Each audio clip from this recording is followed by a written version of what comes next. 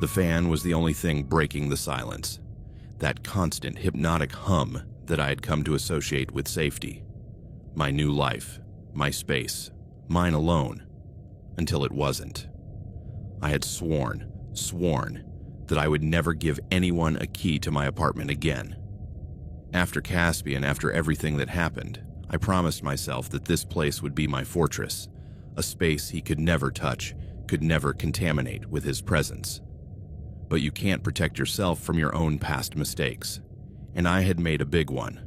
I had moved into that bachelor apartment in Albuquerque in March, 3 months after I finally left Caspian. Well, left sounds very controlled, very decisive.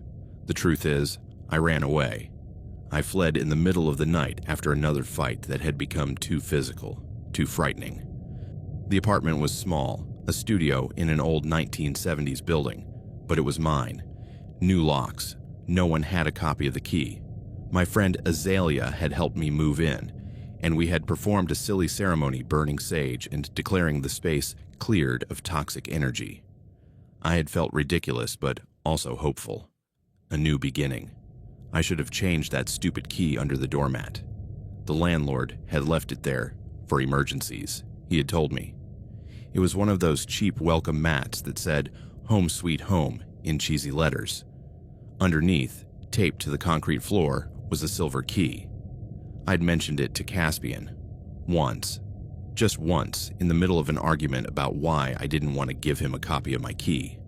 I had yelled something about maintaining my independence, and he had yelled back that it was ridiculous that I didn't trust him, and I, trying to smooth things over as I always did, had said, "Look, I don't even have an extra copy." Well, there's one under the rug the landlord left, but that's just for emergencies.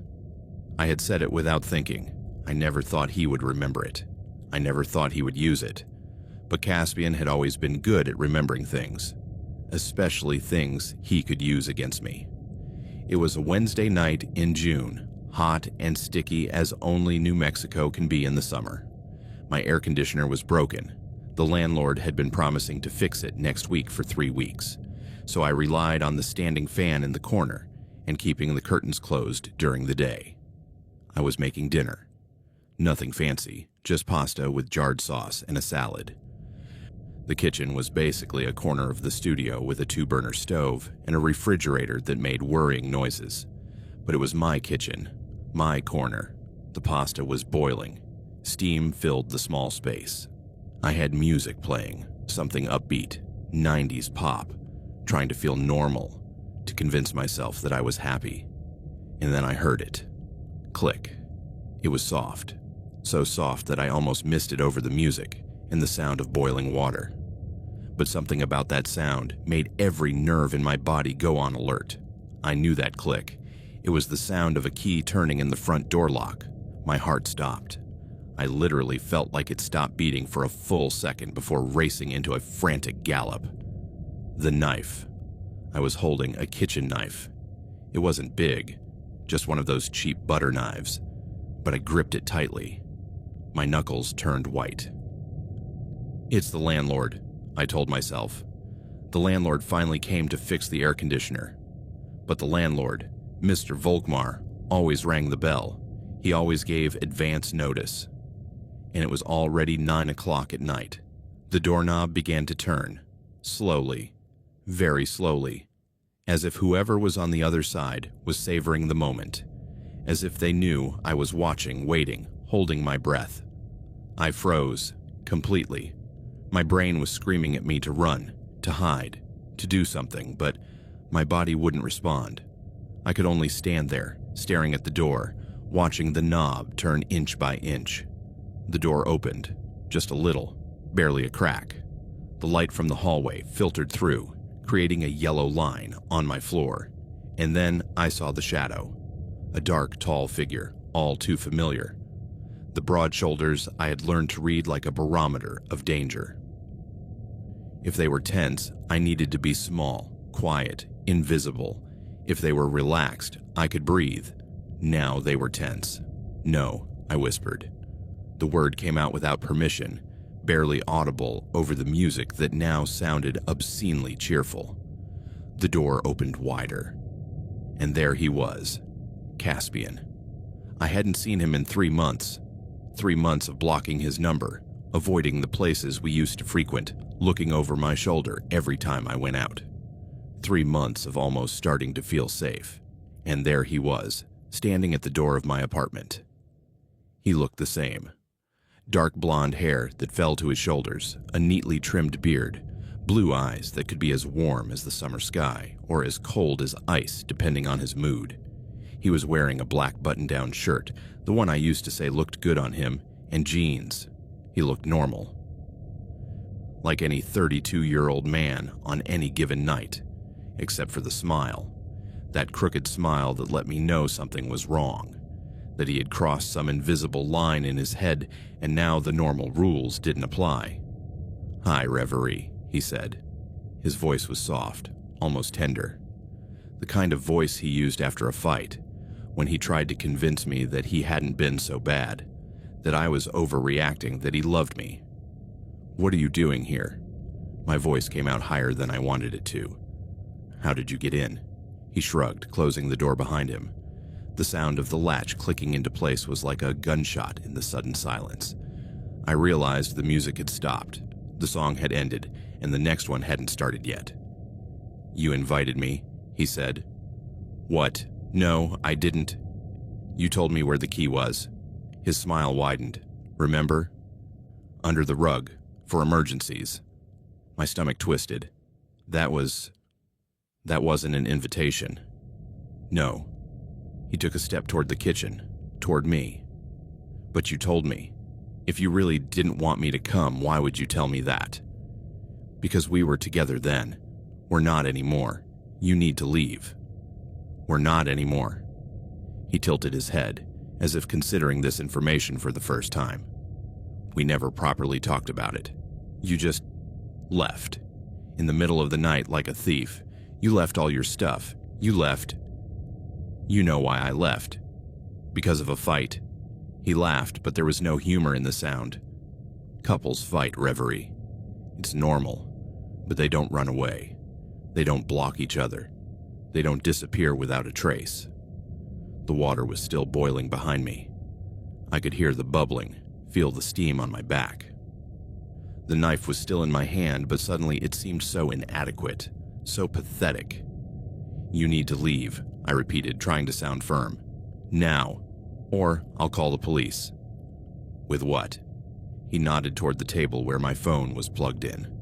Across the apartment. I would have to pass him to reach it. My heart sank. Of course he had noticed where my phone was. Caspian always noticed everything. It was part of what made him so terrifying. "The pasta is burning," he said, almost kindly. He was right. The water had bubbled over the pot, hissing on the stove. Mechanically, I turned to turn it off, my brain operating on autopilot as I tried to think, to plan, to find a way out. Big mistake. As soon as I turned my back, I heard him move. Fast. Faster than should have been possible.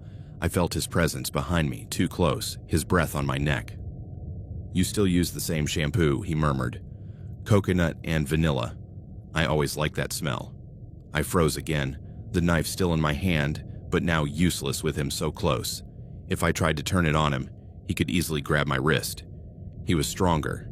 He had always been stronger. "Caspian, please." I hated how my voice cracked. "Please, just go. We have nothing left to say to each other." "I think we do." His hands landed on my shoulders. Not squeezing, not yet. Just resting there with a threatening weight. "I think we have a lot to talk about. Like why you left me. Why you didn't answer my calls. Why you told Azalea not to give me your new address. You know why. Tell me." Now there was an edge to his voice.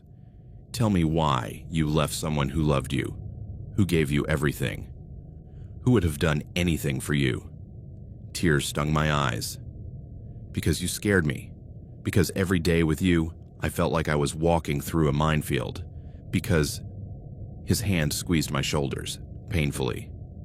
"I never hurt you. You never..." I turned to face him, so angry all of a sudden that I forgot to be afraid. The bruises, the holes in the walls, the time you threw my phone on the floor because I was talking to my cousin.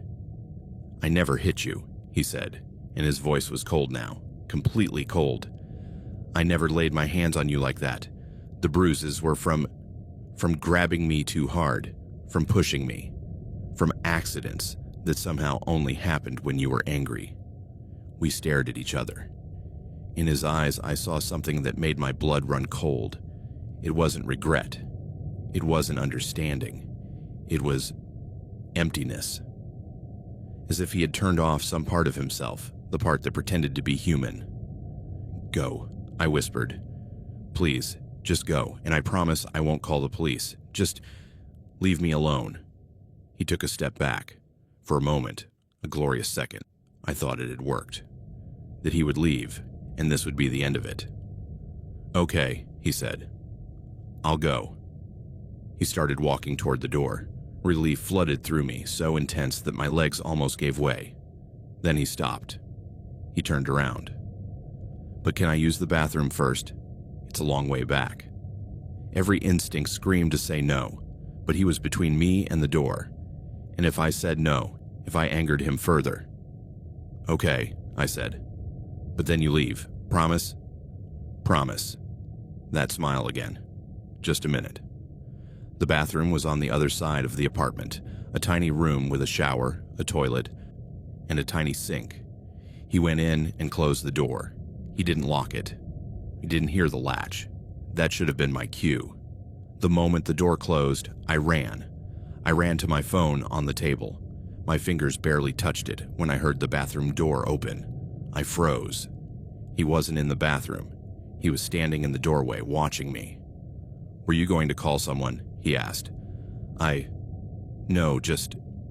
Liar. He crossed the apartment in 3 long strides. He grabbed my phone before I could. You were always a liar. I backed up until my back hit the wall. Caspian, please. He looked at the phone screen. No signal. Interesting. Didn't pay your bill. Shit. I had forgotten to pay it. I had been so busy with work, so distracted trying to rebuild my life, that I had missed the payment date. Service was temporarily suspended until I paid. How convenient, he said, sounding almost pleased. He threw the phone on the couch.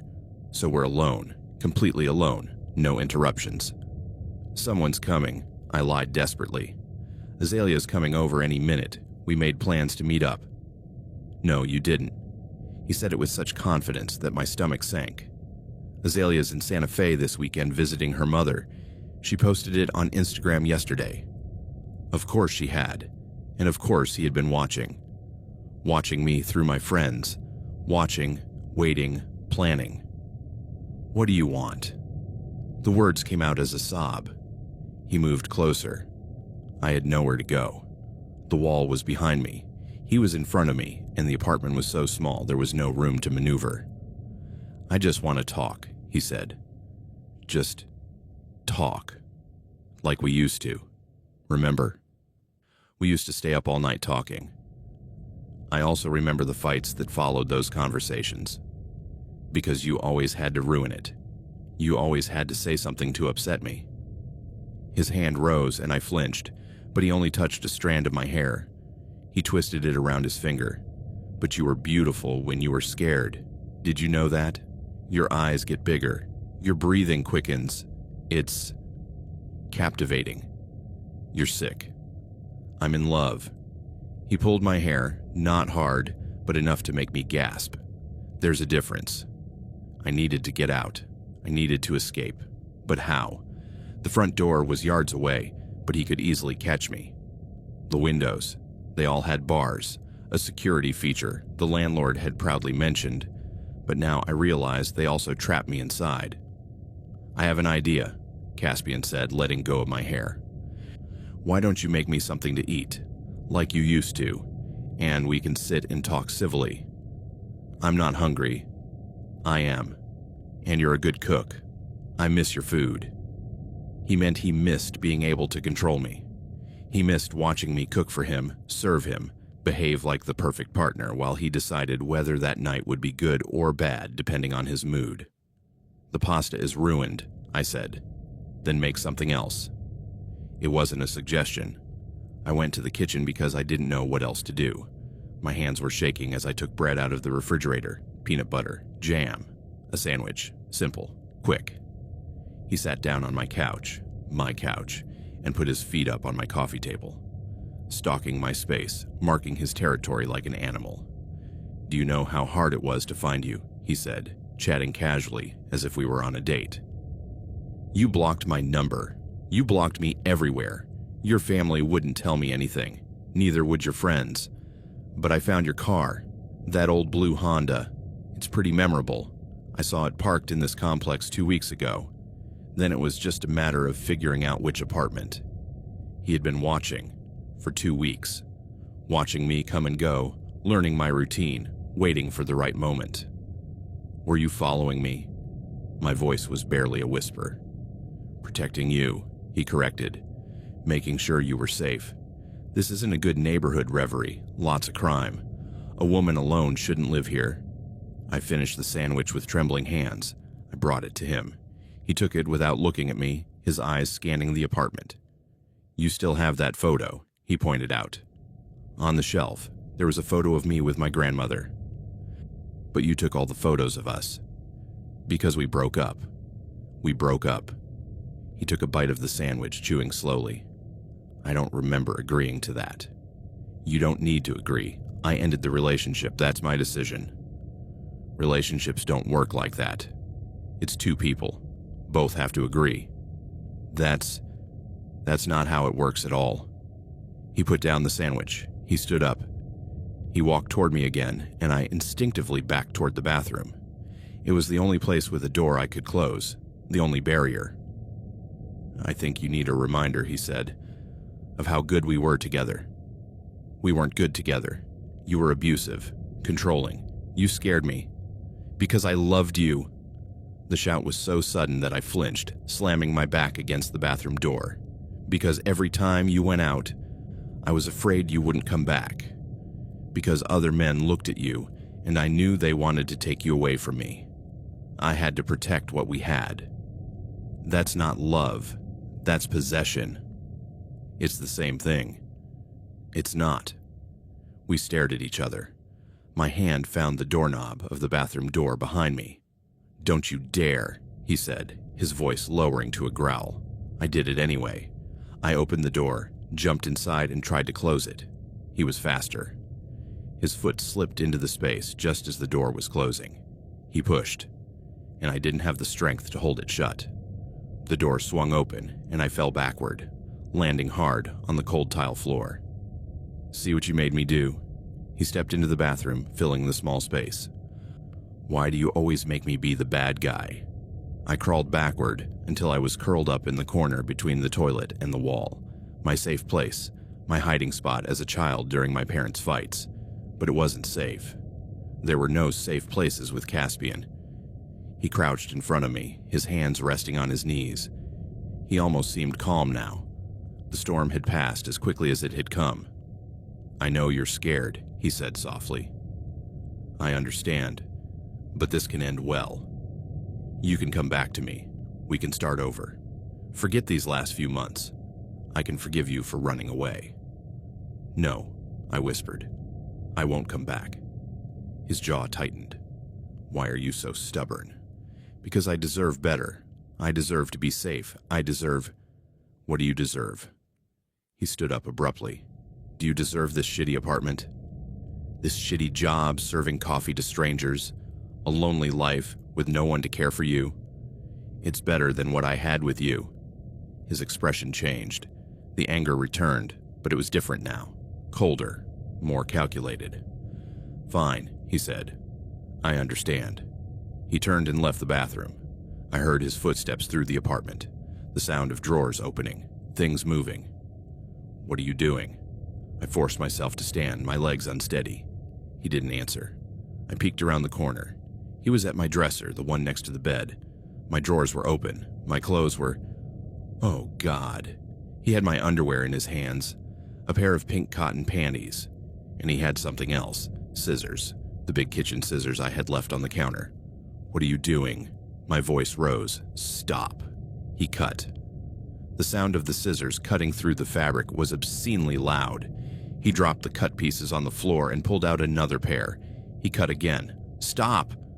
I ran toward him, trying to grab the scissors. He pushed me. Hard. I fell onto the bed, the wind knocked out of my lungs. "If I can't have you," he said, cutting another garment, "then no one else will. And I'm going to make sure you never forget that you belong to me." He cut every pair, one by one, methodically. My expensive underwear, my matching sets, the simple cotton ones, the comfortable ones for sleeping. Everything. The pieces piled up on the floor like textile snow. When he was done, he turned to me. He was still holding the scissors. "I still know where you live," he said. "I still know where you work. I still know your car is the blue Honda with the little scratch on the driver's door. And now I know you forget to pay your bills, that you leave keys under rugs, that you don't have deadbolts on your door." Every word was a threat. Every word told me I wasn't safe, that I would never be safe. "I'll think about visiting you again," he continued. "Maybe tomorrow, maybe next week, maybe in a month when you think I've forgotten you." His smile returned. "But you'll never know when, and that's the beauty of it, don't you think? The anticipation." He left the scissors on the bed next to me. He walked to the door. He paused in the doorway, looking back. Sweet dreams, reverie. The door closed behind him. I heard his footsteps in the hallway, down the stairs, disappearing into the night.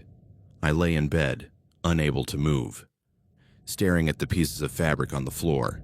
My mind was blank, numb, unable to process what had just happened. I don't know how long it was. Minutes. Hours. Eventually I moved. I crawled out of bed, went to the door, locked all the bolts. I pushed my couch against the door, then a chair, then the table.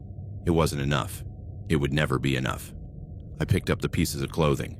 My hands moved mechanically, gathering the fragments as if I could sew them back together. As if I could undo what had happened. In the morning, I would call the locksmith. I would change the lock. I would move the spare key to a place only I knew. I would call the police, report the break-in, get a restraining order. But I knew with sick certainty that none of that would matter. Because now, every time I heard a click on the door, every time the doorknob turned, every time there was an unexplained sound in the night, I wouldn't know if it was the wind or the landlord or Caspian coming back to finish what he had started. And that uncertainty, that constant fear, was worse than anything he could have done while he was here. I curled up on the bathroom floor with the pieces of fabric still in my hands and waited for dawn, wondering if the next time he came he wouldn't leave. The walls in that building were paper thin, literally. Well, not literally, but they felt that thin. I could hear everything. The couple in 3B arguing about bills. The old lady in 2C shuffling her slippers at 6 in the morning, and especially the footsteps of the neighbor upstairs. Thump, thump, thump. I got to know them well, too well. I'd moved into the Ashworth building in downtown Seattle a year ago with my roommate, Emberly.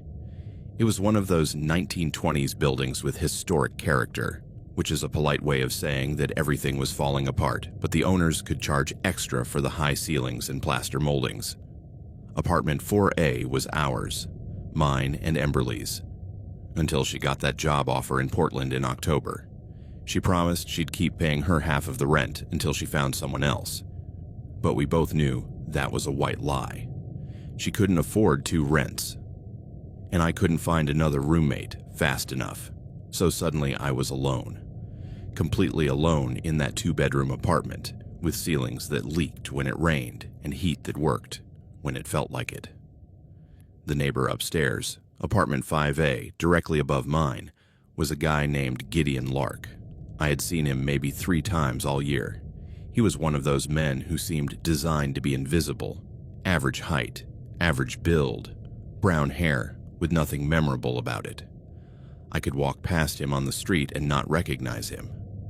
What I did recognize were his footsteps. He worked night shifts somewhere. I never bothered to ask where, which meant he slept during the day and was awake all night. His schedule was the exact opposite of mine. I worked at an accounting firm, 9 to 5, which meant that when I was trying to sleep, he was awake walking around his apartment. Thump, thump, thump. The footsteps were constant but predictable. They had a rhythm. Kitchen to living room to bathroom, bathroom to bedroom. The same circuit over and over again. I got used to them.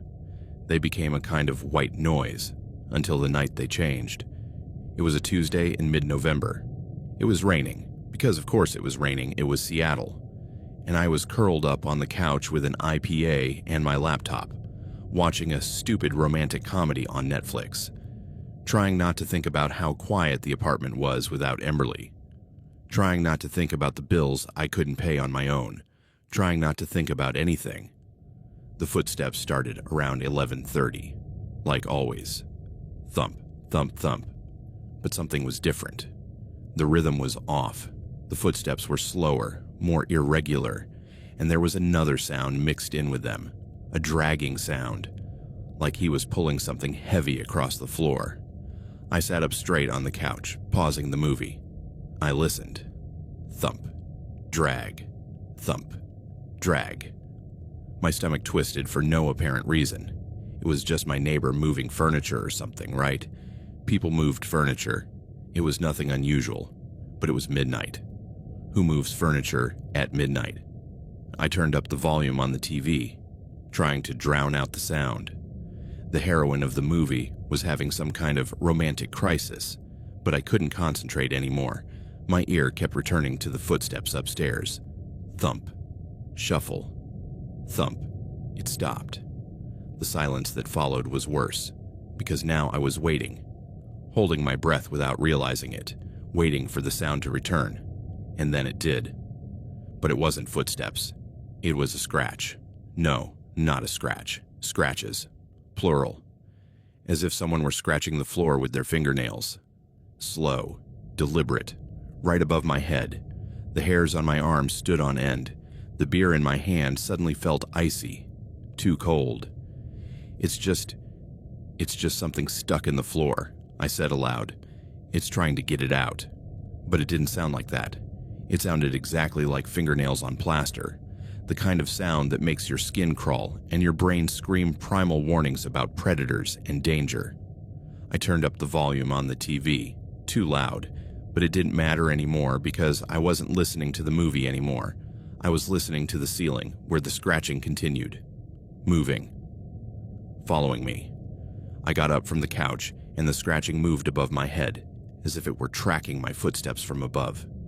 "Stop," I whispered. "Please stop." They did. Silence returned, heavy and oppressive. I could hear my own breathing too fast, too shallow. I could hear the rain against the window. I could hear the hum of the refrigerator. I couldn't hear anything from above. I stood frozen in the middle of my living room for what felt like hours, but was probably only minutes. Waiting, listening, nothing. "You're being ridiculous, Paloma," I told myself, using my full name as my mother used to do when I was a child and afraid of the monsters under the bed. "There's nothing up there except a weird neighbor. Go to sleep." But I didn't go to sleep. I stayed on the couch with all the lights on, watching movies until dawn, jumping every time the building creaked or the heating turned on. In the morning, I convinced myself I had imagined it. Stress, loneliness, too many horror movies. My brain filling the silence with scary things because being alone in an old building was unsettling. I went to work. I came home. I made dinner. Normal life. Until I saw Gideon in the hallway. It was Thursday. I was coming home from work, carrying groceries up the stairs because the elevator had been broken for a month and the landlord kept promising to fix it next week. He was leaving his apartment just as I reached the 4th floor. We met on the landing. "Hi," I said automatically, because that's what you do. You're polite to your neighbors even when you'd rather ignore them. He stopped. He looked at me, and for the first time, I really saw him. He looked terrible. He had deep purple circles under his eyes, as if he hadn't slept in days. His hair was greasy, unwashed, and his right hand, the one resting on the doorframe, had a horrible bruise that stretched from his knuckles to his wrist. "Hi," he finally replied. His voice was rough, unused. Are you okay?" The words came out before I could stop them. His eyes focused on me. They were watery, bloodshot. "Why?" "Your hand. It looks bad." He looked at his hand as if he had forgotten about it. "Oh, yeah, I hit something. Do you need ice, or—" "No. Too quick, too definitive. I'm fine." There was something about the way he said it that made me back away. Something that set off all my "this conversation is over, walk away now" alarms. "Okay, well, have a good night." "Night," he muttered, and walked past me down the stairs, leaving a strange smell in his wake. I couldn't identify it. Something acidic, something sick. I entered my apartment and locked the door immediately. My heart was beating too fast for such a mundane encounter. That night, the footsteps started again, and again they were wrong. They weren't normal footsteps. They were shuffling, heavy, interrupted by long silences where nothing happened, and then sudden bursts of activity. And the scratches. God, the scratches were back. This time they lasted longer. This time they moved in patterns, circles, straight lines, back and forth, as if searching for something on the floor above me. I called Emberly. She answered on the second ring, sounding sleepy. "Paloma, what's going on? It's 2 a.m. I need you to tell me I'm not going crazy." "Okay, you're not going crazy. What happened?" I told her about the sounds, about Gideon, about the sick feeling in my stomach that wouldn't go away. There was a long pause. "Do you want me to come over? I can drive there now, or you can come here." No, I'm fine. I just needed to talk to someone." "Paloma, if you feel unsafe—" "I'm safe. It's just a noisy neighbor. I'm being paranoid." "Are you sure?" Yes, I'm sure. Sorry for calling so late. Call me anytime. Seriously. And if anything else strange happens, call the police, or the landlord, or both." I promised I would. We hung up. I didn't call anyone. Because what would I say? "Hi, my neighbor is making noise upstairs and it's scaring me." They would think I was exaggerating, that I was a lonely, crazy woman imagining threats. Weeks passed. The sounds continued. Some nights it was normal footsteps. Other nights it was scratching, shuffling, long silences followed by sudden bangs. I stopped sleeping properly. My work began to suffer. My boss, Branwen, called me into her office to ask if everything was okay at home. "I'm fine," I lied. "Just neighbor problems, old building, thin walls." "Have you talked to the landlord?" I hadn't, because every time I considered doing so, I convinced myself that I was overreacting, that I was being a complainer, that it wasn't that bad. But it was. One night in December, early, it had barely gotten dark. I was in the kitchen making pasta when I noticed something on the floor. Wood chips. Tiny pieces of wood like shavings scattered across the tiles where the ceiling met the wall in the corner. I looked up. There was a trapdoor in the kitchen ceiling. I'd never paid any attention to it before. The building had several remnants of some old ventilation system or access to the roof. It was painted the same faded yellow as the ceiling, designed to blend in. Now it had new tool marks around the edges, and the splinters on the floor were fresh, pale, not covered with years of dust and grease like everything else in that kitchen. Someone had been trying to open it, someone upstairs. My blood ran cold in my veins. I stood there staring at that trapdoor, staring at those splinters, and it all clicked into a horrible epiphany.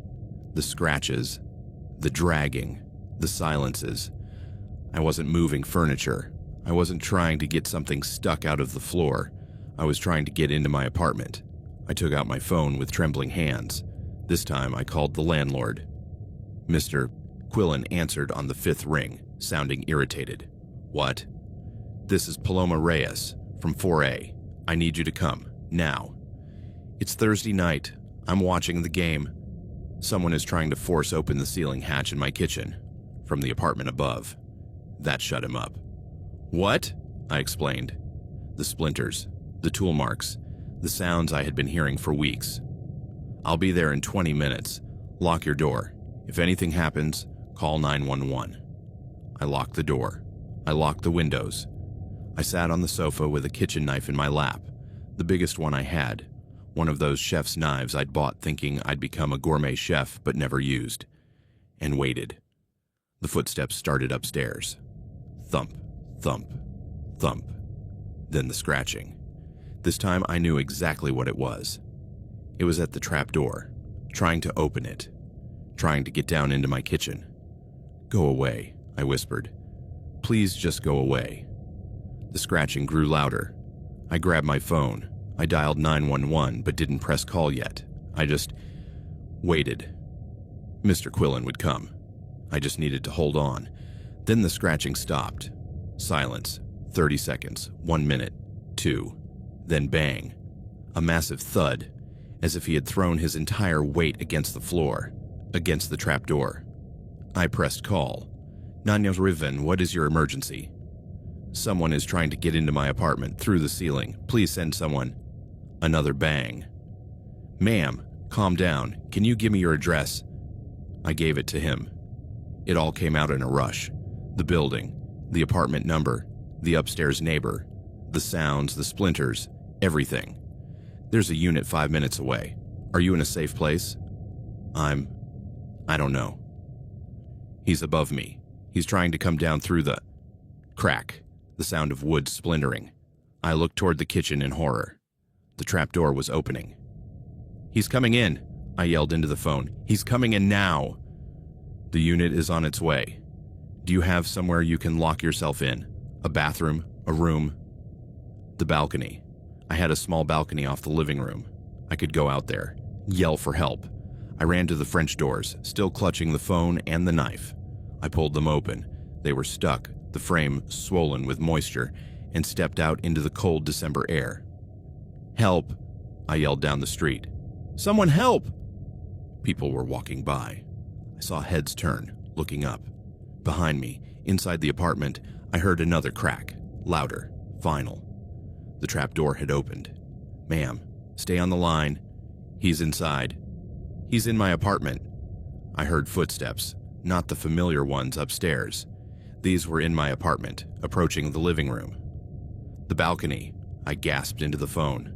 I'm on the balcony, 4th floor, Ashworth Building, please. A figure appeared in the French doors. Gideon. He looked even worse than the last time I saw him. His face was gaunt, almost skeletal. His clothes were dirty, and he was carrying something in his hand, something long and thin that glinted in the apartment light. A makeshift lockpick made of wire, a bent paper clip. Paloma, he said. His voice was strangely calm. I need you to let me in. Stay away from me. I'm not going to hurt you. I need your stuff, your furniture, your TV, anything I can sell. My brain struggled to process this. What? I have debts, a lot, bad people. They said if I don't pay by the end of the month, they're going to... He broke down, running a hand over his face. I have no choice. I'm sorry, but I have no choice. You can't just rob me. I have no choice. The shout was so sudden that I took a step back, my back pressing against the balcony railing. Do you think I want to do this? Do you think I want to be this person? But either I steal from you or I end up dead in an alley. The police are on their way, I said, trying to keep my voice steady. Listen to them, the sirens. He tilted his head, listening. There were no sirens yet. I lied. Then I need to be quick. He took a step toward the balcony. I raised the knife. Stop. I'm warning you. You're not going to stab me. I will. You won't. You're not that kind of person. I can see it. He took another step. I swung the knife. Stop. He lunged forward. I don't remember making the decision to move. My body just reacted. I jumped to the side, and he ran past where I had been. his momentum carrying him forward toward the railing. For a horrible second, I thought he was going to fall. His torso leaned over the edge, his arms grinding. Then he grabbed hold, pulling himself back, gasping. And there they were. Finally, the sirens. He heard them too. His head turned toward the sound, then back to me. "This is your fault," he said. "This is all your fault." "I didn't do anything. You called the police." He was crying now, tears streaming down his dirty face. They were going to kill me. And now they're going to arrest me. And they're going to find me in prison and kill me anyway. "Gideon, you should have just let me take your stuff. You would have gotten more. I'm sure you would have. But I have nothing. Nothing except those debts and people who want me dead." The sirens were louder now, very close. He looked out at the street, then back at me one last time. There was something in his eyes, something broken beyond repair. "I'm sorry," he said. Then he ran back into the apartment. I heard him running through the living room, down the hall. The front door slammed open. I stood on the balcony, shaking, the knife still in my hand, until the police officers knocked on the door. They made me come down. They asked me questions. They searched the apartment, took pictures of the broken trapdoor, the splinters on the floor, the tool marks. They found Gideon 3 blocks away, hiding behind a dumpster. He didn't resist arrest. He just cringed when they handcuffed him, crying, muttering about debts and bad men and how everything had gone to shit. The investigation revealed that he had been planning to rob multiple apartments in the building. Mine was just the first. He had been watching schedules, learning who worked when, who lived alone. He had a list. He had tools. He had a plan. He had $38,000 in gambling debts. I moved out a week later. Amberly let me stay with her in Portland until I found a new place. I couldn't be in that apartment. I couldn't look at that ceiling without seeing the broken trapdoor. I couldn't sleep without listening for scratches. My new apartment is on the first floor. No one above me, no trapdoors, no ceiling spaces, but I still wake up every time I hear footsteps. I still count the rhythm.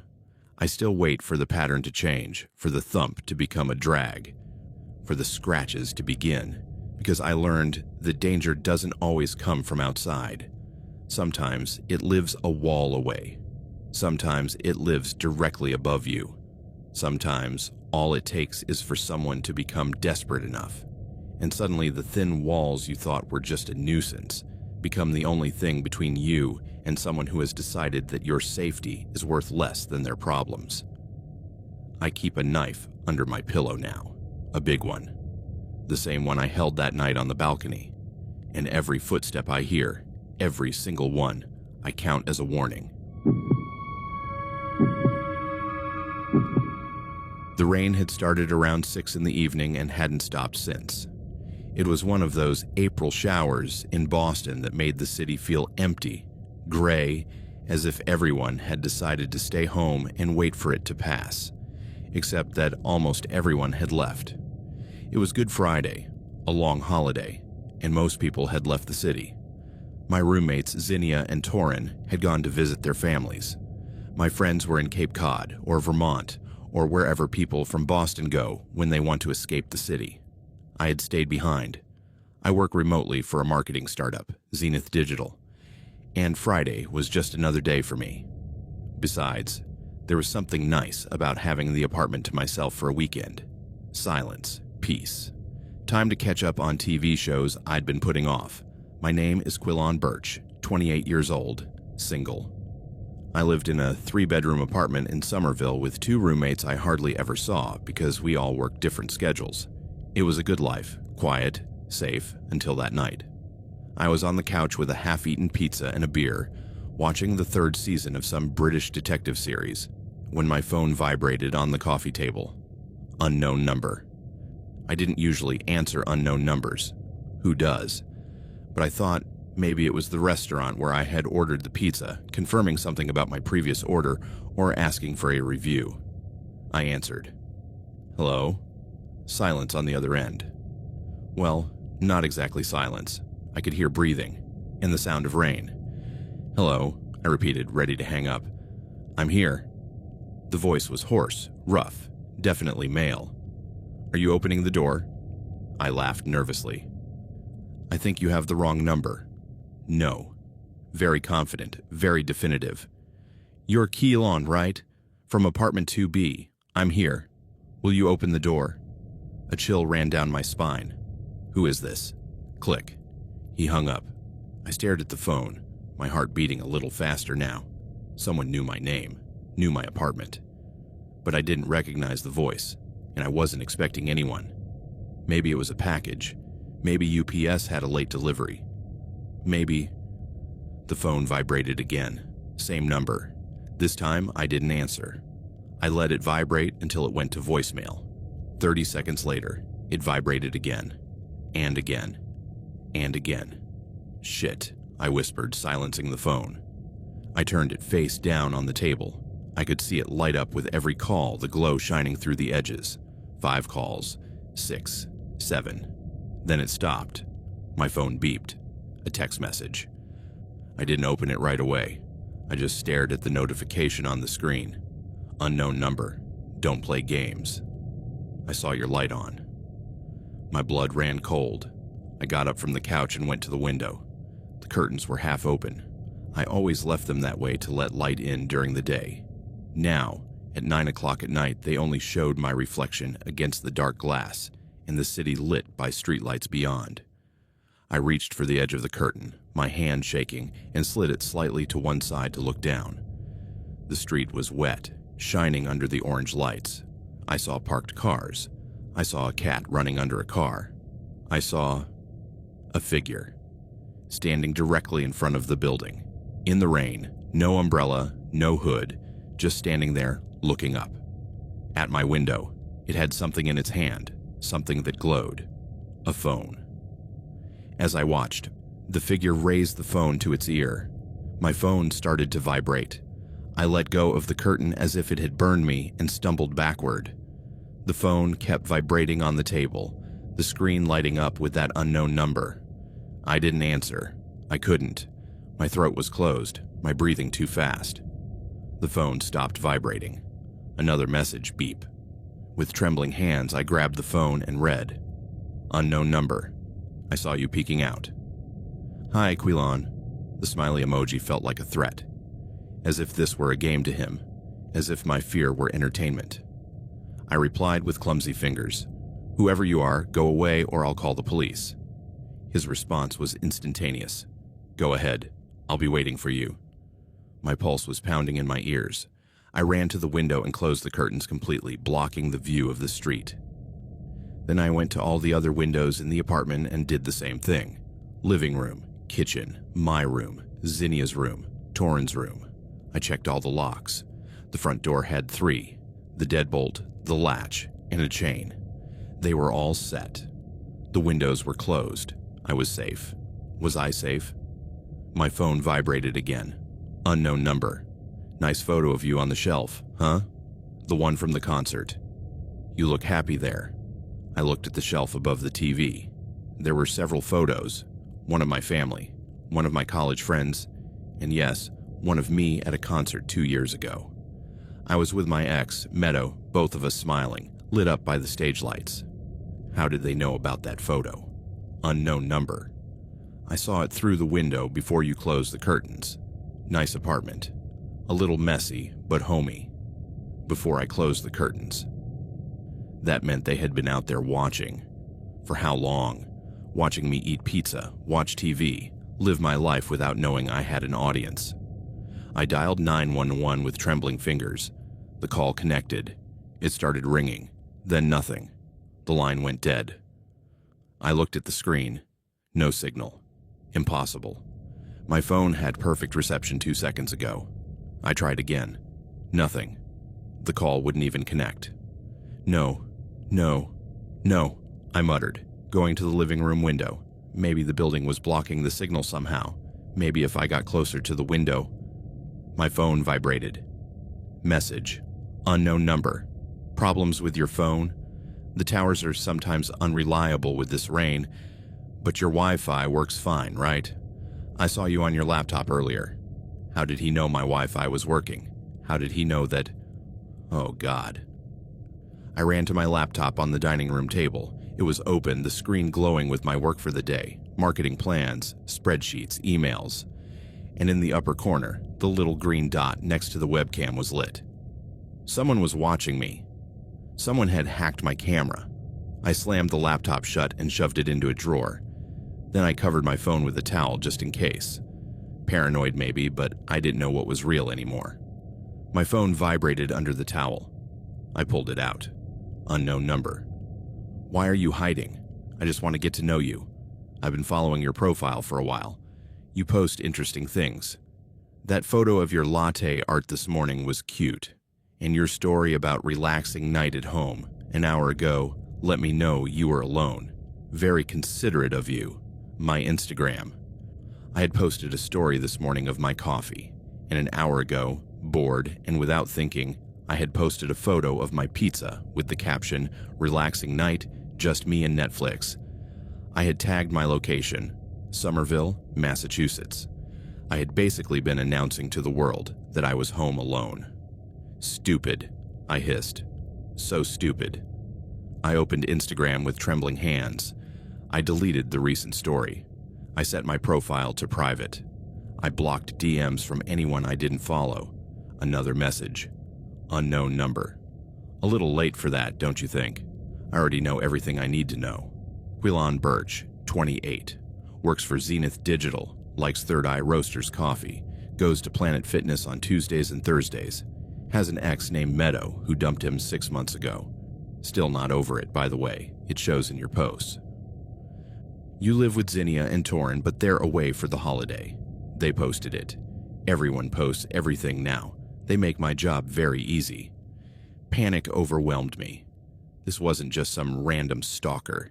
He had been studying me, watching me, gathering information from my social media, from my friends' posts, building a complete profile of my life. How long had he been doing this? Bang, bang, bang. The door knocker. 3 loud knocks that echoed through the apartment. I screamed. I couldn't help it. The sound came out before I could stop it. Bang, bang, bang. More knocks. Louder, more insistent. "Quillan!" The voice came from the other side of the door, muffled but clear.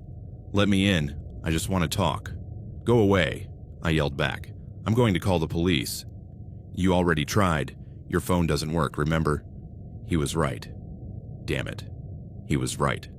I couldn't call anyone, but Torin's computer. It was in his room. I could use that to send an email or message to someone. I ran down the hall to his room trying to be quiet, trying not to let him know what I was doing. Bang, bang, bang. "I know there's no one else there," he yelled. "Zinnia is in New Hampshire. Torin is in Rhode Island. They all posted about their trips. It's just you, Quillan, just you and me." I went into Torin's room. His laptop was on his desk, closed. I opened it. It needed a password. Damn. I tried the obvious ones. His name, his birthday, his girlfriend's name. Nothing worked. My phone vibrated. Another message. Unknown number. "Trying to use your roommate's computer?" Good idea. But you don't know his password, right? No one ever remembers other people's passwords. He was watching me. Somehow, he was still watching me. I looked around Torin's room. Were there cameras? Had he put cameras in the apartment? Or maybe... I ran back to the living room and looked toward the window facing the street. Even with the curtains closed, I could see a thin strip of light seeping in at the edge. If he was in the right place, at the right angle, maybe he could see inside. I turned off all the lights, the living room, the kitchen, the hallway. I plunged the apartment into darkness. My phone lit up my face in the darkness. Another message. Unknown number. Smart. But I still know you're there. And I'm still going to wait. I have all night. What about you? How long can you hold out before you need to come out? Before you need food? Water? To go to the bathroom? Well, he wasn't trying to get in. He realized that. He could just wait. Eventually, he would have to leave. Eventually, he would have to go to work, or get food, or go somewhere. Unless... the closet. I had a closet in my room with enough space to hide in. I could stay there until morning. Someone would eventually walk by on the street. Someone would notice a guy lurking. Someone would call the police. I crawled into my room, using my phone as a flashlight, and opened the closet door. It was narrow but deep, filled with hanging clothes and shoeboxes on the floor. I piled myself inside, closing the door behind me. The darkness was absolute. I could hear my own breathing, too loud, too fast. I could smell my own sweat despite the cold. My phone vibrated in my hand. The light illuminated the small space. Unknown number. In the closet now. Classic. Everyone hides in closets, or under beds, or in bathrooms, small places. Dark places. Places that feel safe. Hot tears were streaming down my face now. I couldn't control them. I was terrified beyond reason. This guy had reduced me to a scared child hiding from a monster he couldn't see. Unknown. Number. But here's the thing about hiding, Quilon. It only works if the person looking for you doesn't know where you are. And I know exactly where you are.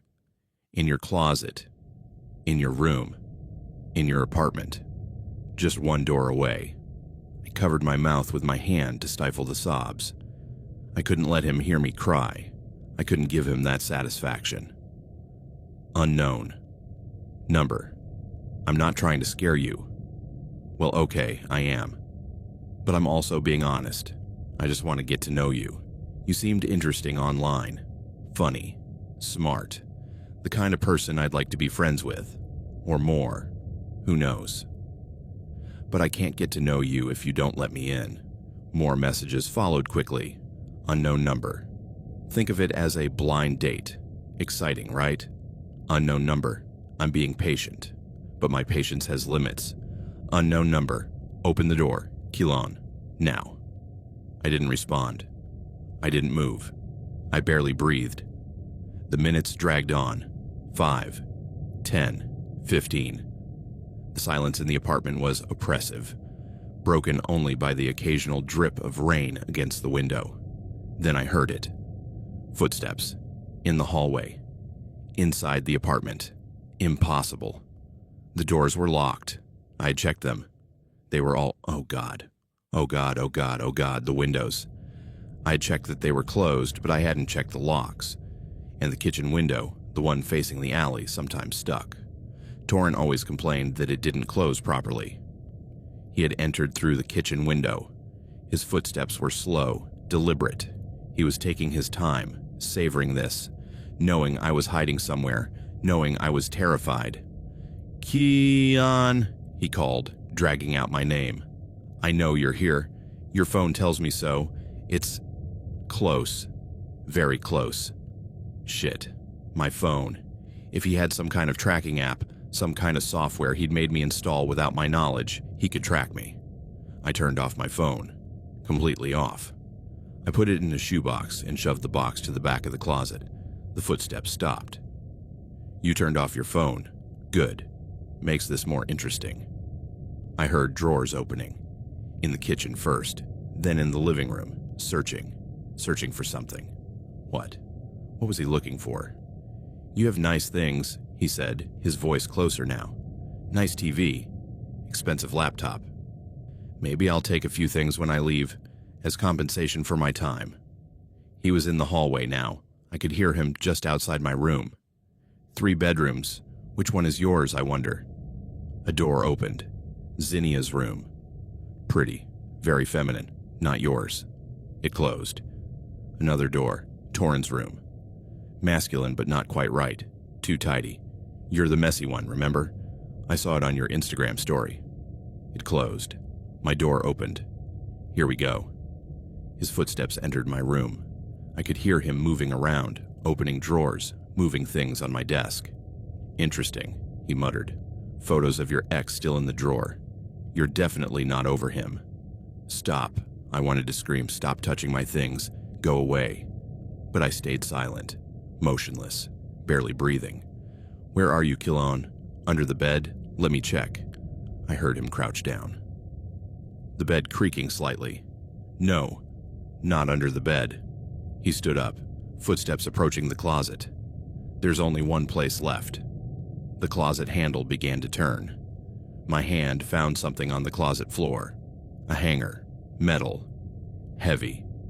The door began to open. I jumped up, screaming, swinging the hanger with all my strength. I hit him. I heard the impact. Heard his cry of surprise and pain. I didn't wait. I ran. I passed him. I could barely see him in the darkness, just a dark figure staggering, and ran down the hall toward the front door. My fingers fought with the locks, the latch, the deadbolt, the chain. Too many. Too long. "Don't you dare," he roared behind me. His footsteps pounded the floor, running. The last lock opened. I threw the door open and ran out into the hallway, screaming, "Help! Someone help!" The doors remained closed. The building was empty. Everyone had left for the holiday. I ran to the stairs. I took them 3 at a time, almost falling, grabbing the railing. Behind me, I heard him following. Slower now, maybe I had hurt him more than I thought, but still following. I reached the first floor and ran out the front door into the rain. The street was empty. No cars, no people, just rain and orange streetlights. I ran anyway, aimlessly, just getting away. My socks were soaked. I wasn't wearing shoes. I wasn't wearing a jacket, just a t-shirt and sweatpants. I ran until my lungs burned, until my legs trembled, until I saw lights. A gas station, open, with people. I ran inside, soaked, crying, screaming about a man in my apartment, about calls and messages and danger. The cashier, a young guy who looked more scared than I was, called the police. They arrived in 10 minutes. They took my report. They sent units to my apartment. By the time they arrived, he was gone. The kitchen window was open, evidence of forced entry. My room was ransacked. My laptop was gone, along with some other electronics. They found the number he had used to call me. It was a burner, bought with cash, no way to trace it. They checked security cameras in the building. There weren't any. It was an old building with no security system. They found a footprint on my doormat. A boot print, size 11 standard. No distinctive marks. Useless for identification. They didn't find him. The detective assigned to my case, a woman named Carenza Vale, was kind but realistic. Without clear visual identification, without distinctive forensic evidence, it's difficult. We'll keep investigating, but... She left the sentence incomplete. We both knew what it meant. They probably wouldn't find him, and if they did, it would probably be because he had done it again to someone else. I moved out 2 weeks later. I couldn't stay in that apartment. Zinnia and Torin understood.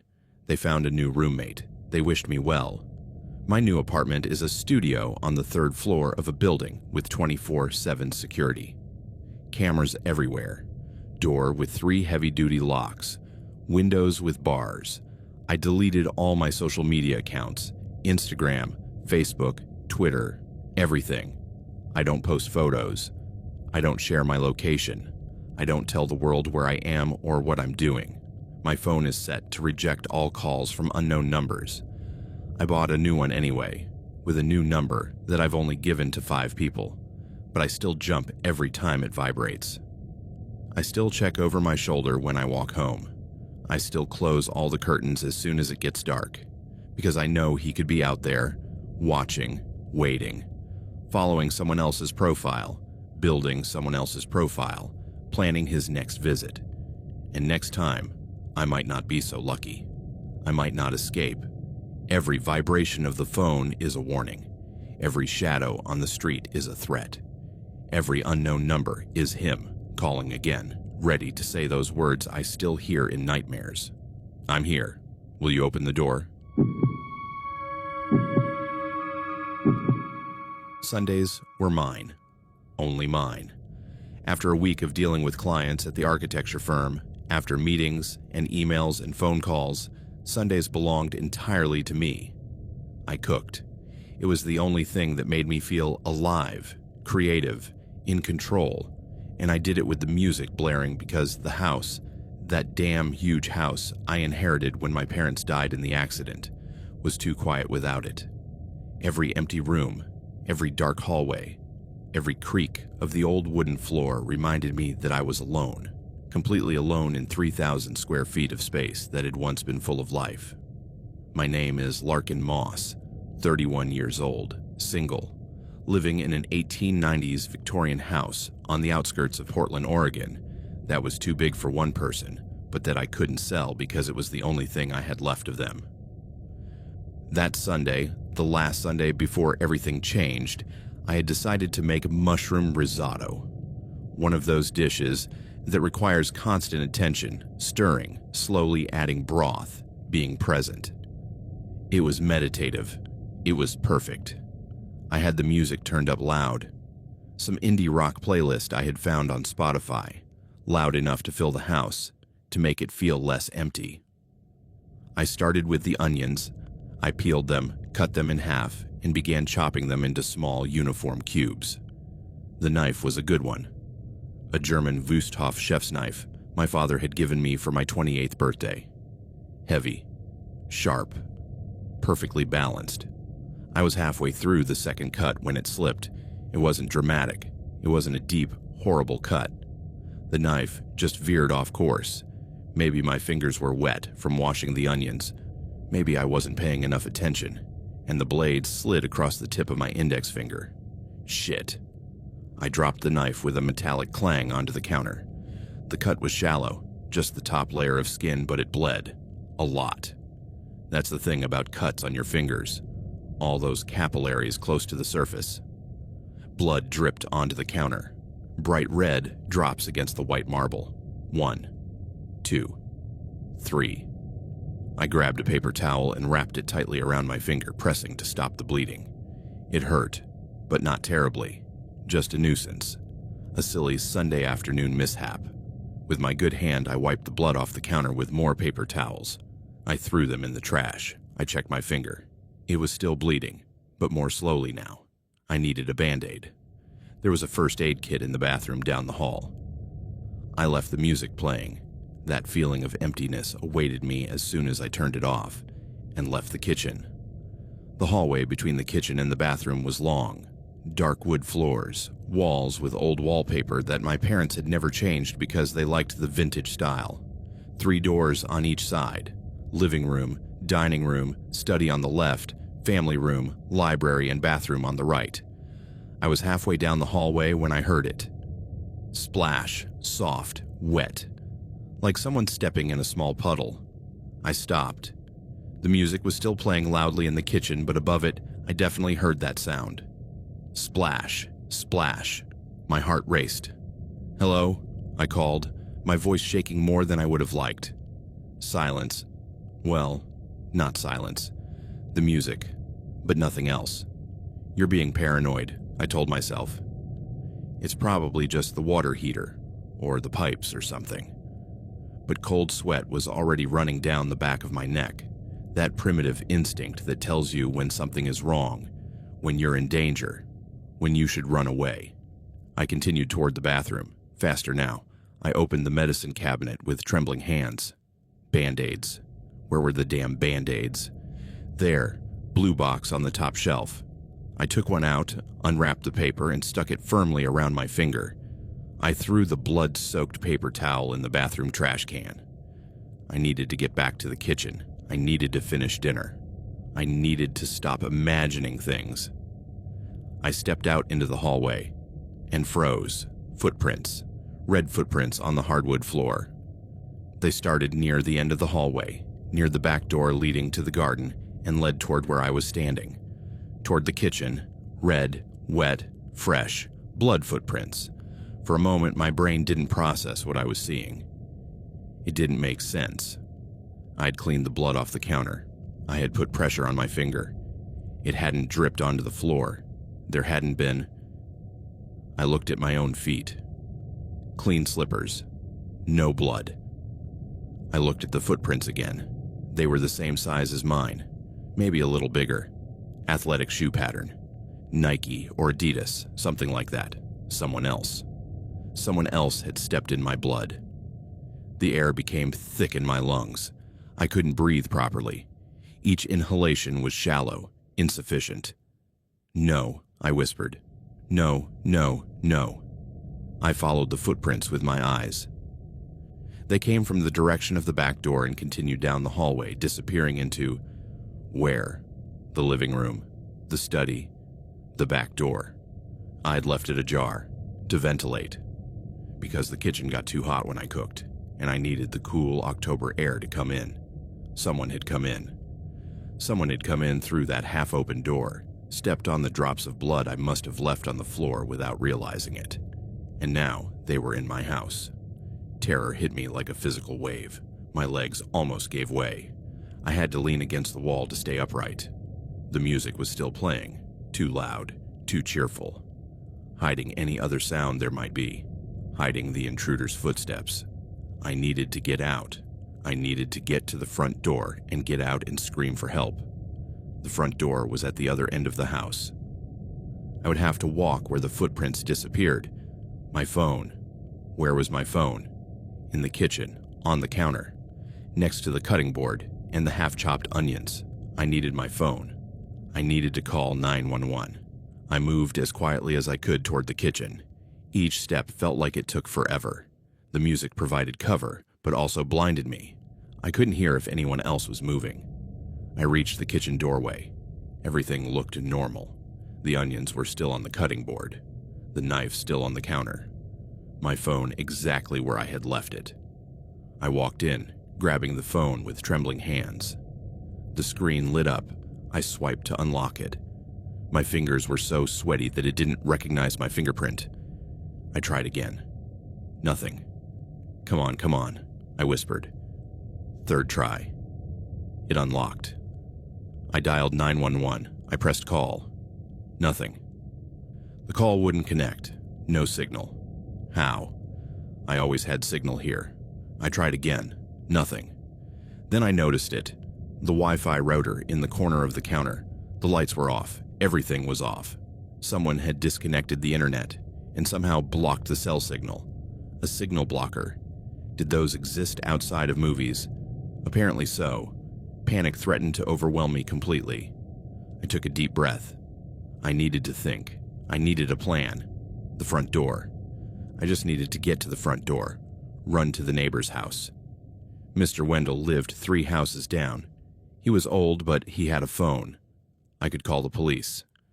I put the phone in my pocket, useless, but it felt better to have it, and started to leave the kitchen. I stopped. The shadow. At the end of the hallway where the hallway met the entryway. A shadow cast on the wall by the afternoon light filtering through the windows. A figure, standing, still, watching. My heart was beating so hard it hurt. Each beat was a hammer blow against my ribs. The figure moved, stepped out of the shadows. A man, hood over his head, a gray sweatshirt hiding most of his face, but I could see his chin. Rough with stubble. Young, maybe 25. He was wearing gloves, gray work gloves. They were stained with something dark. Blood, my blood, and he was holding something. A rag, once white, now soaked with something. The smell reached me even from a distance. Sharp, chemical, bleach. The rag was soaked in bleach. "Don't move," he said. His voice was rough, as if he had been shouting, or crying, or both. Just stay still." I backed away toward the kitchen. "What do you want? Money?" "There's cash in the study, in the desk drawer. Take whatever you want."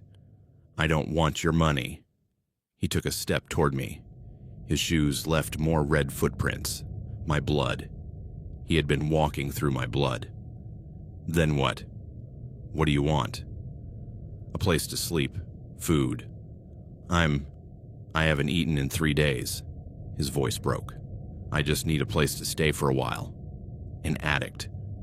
He looked like an addict now that I paid attention. Too thin. Eyes sunken even in the dim light. Tremors in his hands. "Okay," I said, trying to keep my voice calm. "Okay, you can stay. There's food in the refrigerator. Take what you need. Just let me leave." "I can't do that." Another step closer.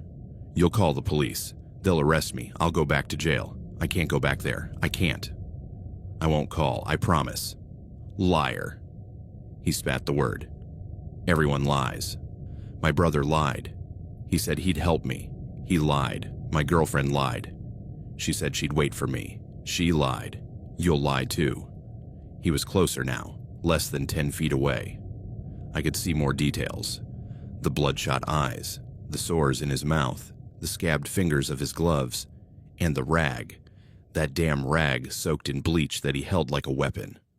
Look, I said, backing up further. My back hit the counter. I don't want any trouble. Just take what you need and leave.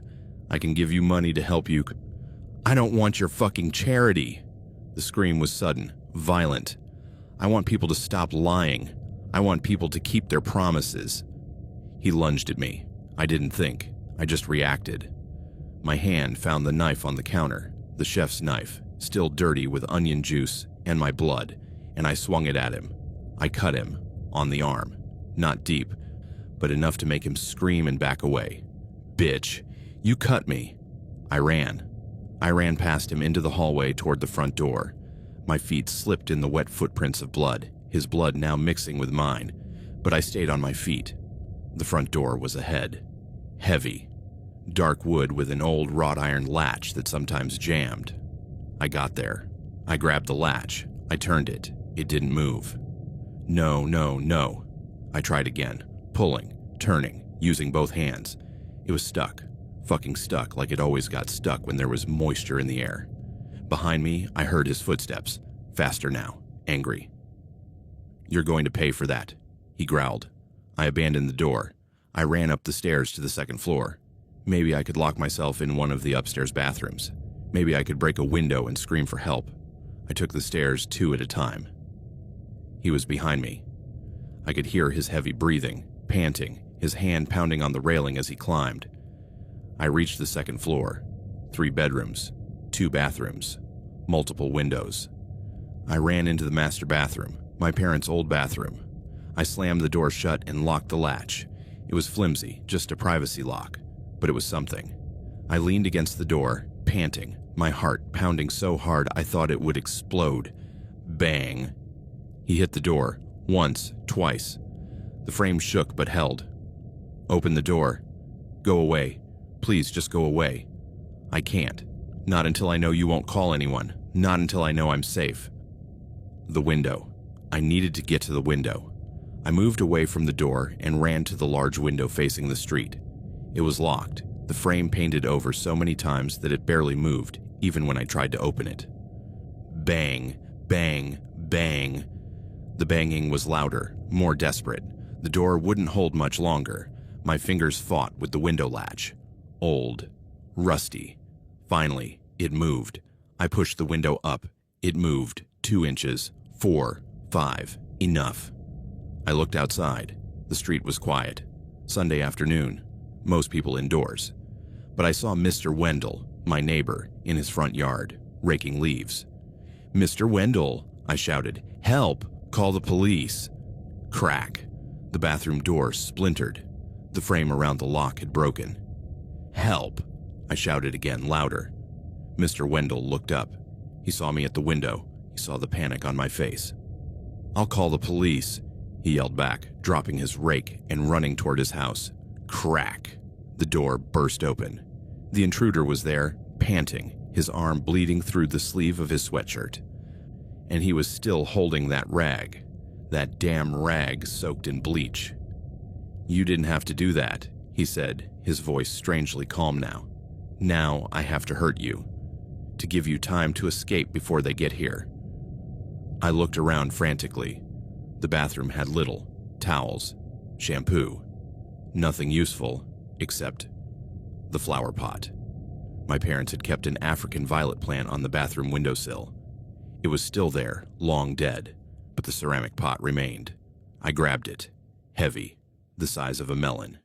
He moved closer, raising the rag. I threw the pot. I didn't hit him. I hit the window behind me. The glass exploded outward with a thunderous crash that echoed down the street. "Help!" I yelled through the jagged hole. "Someone help!" Lights came on in other houses. Doors opened. I saw Mrs. Kestrel on her porch. I saw Mr. Marlowe running out with his phone. The intruder froze, staring at the broken window, staring at me, then back at the window. "Shit," he whispered. Shit, shit, shit. He turned and ran. I heard him stumbling down the stairs, bumping into walls. The back door slammed open. I stood there, shaking, bleeding from new cuts from glass I hadn't even noticed I'd gotten, listening to his footsteps disappear into the backyard. Sirens. I could hear sirens. Mr. Wendell had called. The police were coming. I slid down to the bathroom floor, my back against the wall, and waited. I just waited. The police found him 3 blocks away. He had tried to hide in someone else's shed. He didn't put up much of a fight when they arrested him. His name was Indigo Crane, 27 years old, meth addict, long criminal record, petty theft, possession, assault. He had been out of prison for 2 months and had already violated his probation. The detective who took my statement, a woman named Ellington Park, told me I was lucky. Crane had been carrying a rusty screwdriver in his back pocket. They found it when they searched him. It could have been worse, she said, as if that was any consolation. I cleaned the house myself. I couldn't hire anyone. I couldn't let strangers in to see the bloodstains, the fingerprints, the broken door, the shattered window. I scrubbed the floor for hours. I used bleach, vinegar, whatever I had, but I could still see the footprints in my mind, red, wet, following me around my own house. The smell of chlorine never completely went away, or maybe it was just in my head, in my nightmares, where he caught up with me, where he pressed that rag against my face, where everything went black. I don't cook on Sundays anymore. I don't cook at all. I order food. I eat out. Anything to avoid being in that kitchen with knives and blood and memories. I sold the house 3 months later. I didn't care that it was the only thing I had left from my parents. I didn't care about the financial losses of selling quickly. I just needed to get out. Now I live in a small apartment with a single entrance, a single set of locks, windows that open easily. I live on the 4th floor. No one can just walk in through a back door I left ajar, but I still check every room when I get home. I still see red stains on wooden floors that don't exist. I still smell bleach when there's none around. Because I learned that a single mistake, a door left ajar, a drop of blood, can invite chaos. And once chaos enters, it leaves traces that never completely disappear. I always turned off all the lights at midnight. It was a habit I had inherited from my mother, extremely thrifty, and one I had never given up, even after moving out on my own. Every night at 12 o'clock sharp, I would go around the house turning off the switches, living room, kitchen, hallway, bathroom, all the lights except for the night lamp in my bedroom, which I turned off just before going to sleep. It saved me maybe $15 a month. It wasn't much, but it made me feel responsible, grown up, like I had control over something in my life. I wish I had never turned off the lights that night. My name is Evander Thorne, 34 years old, certified public accountant working from home for a medium-sized firm on the outskirts of Minneapolis. I lived in a 2-story suburban house in a quiet neighborhood where everyone knew each other by sight but rarely spoke. The typical American dream: house, yard, mailbox with my name on it, except I lived there completely alone. The storm started around 8 o'clock that night. It wasn't unusual for Minnesota in September, those late summer storms that came in with a fury and stayed for hours. The forecasts had warned of high winds and possible power outages, but I had lived in that house for 3 years and never lost power, so I wasn't worried. I had dinner. I watched something on Netflix. I worked a little more on some taxes I had to finish by the end of the month. Normal Tuesday night routine.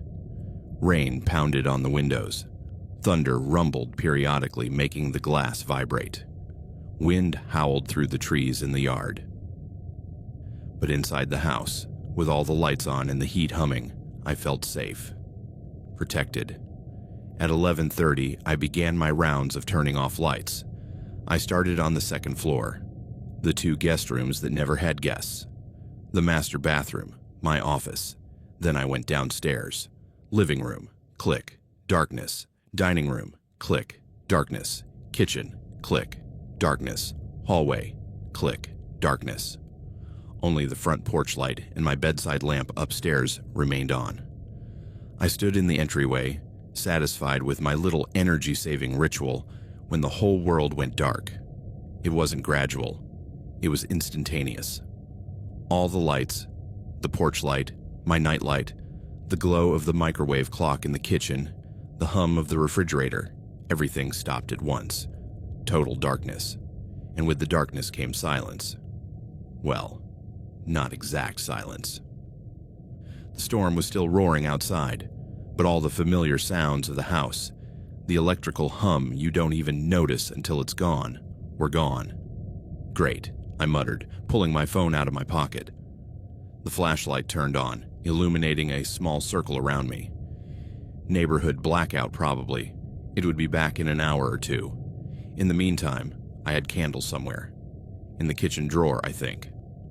I used the light from my phone to navigate to the kitchen.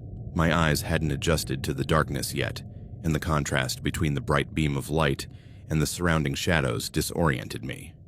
Everything looked different. Bigger, more threatening. I found the drawer. I grabbed a candle, one of those thick pillar candles my sister Solstice had given me for Christmas, and a lighter. The candle lit with a soft flicker. The orange light danced, casting shadows that writhed on the walls. I felt better immediately. Candlelight was different from electricity, warmer, more human. There was something almost romantic about it, like living in the past. I took the candle to the living room and placed it on the coffee table. I sat down on the couch with my phone, deciding to check social media until the power came back on. Then thunder exploded directly overhead.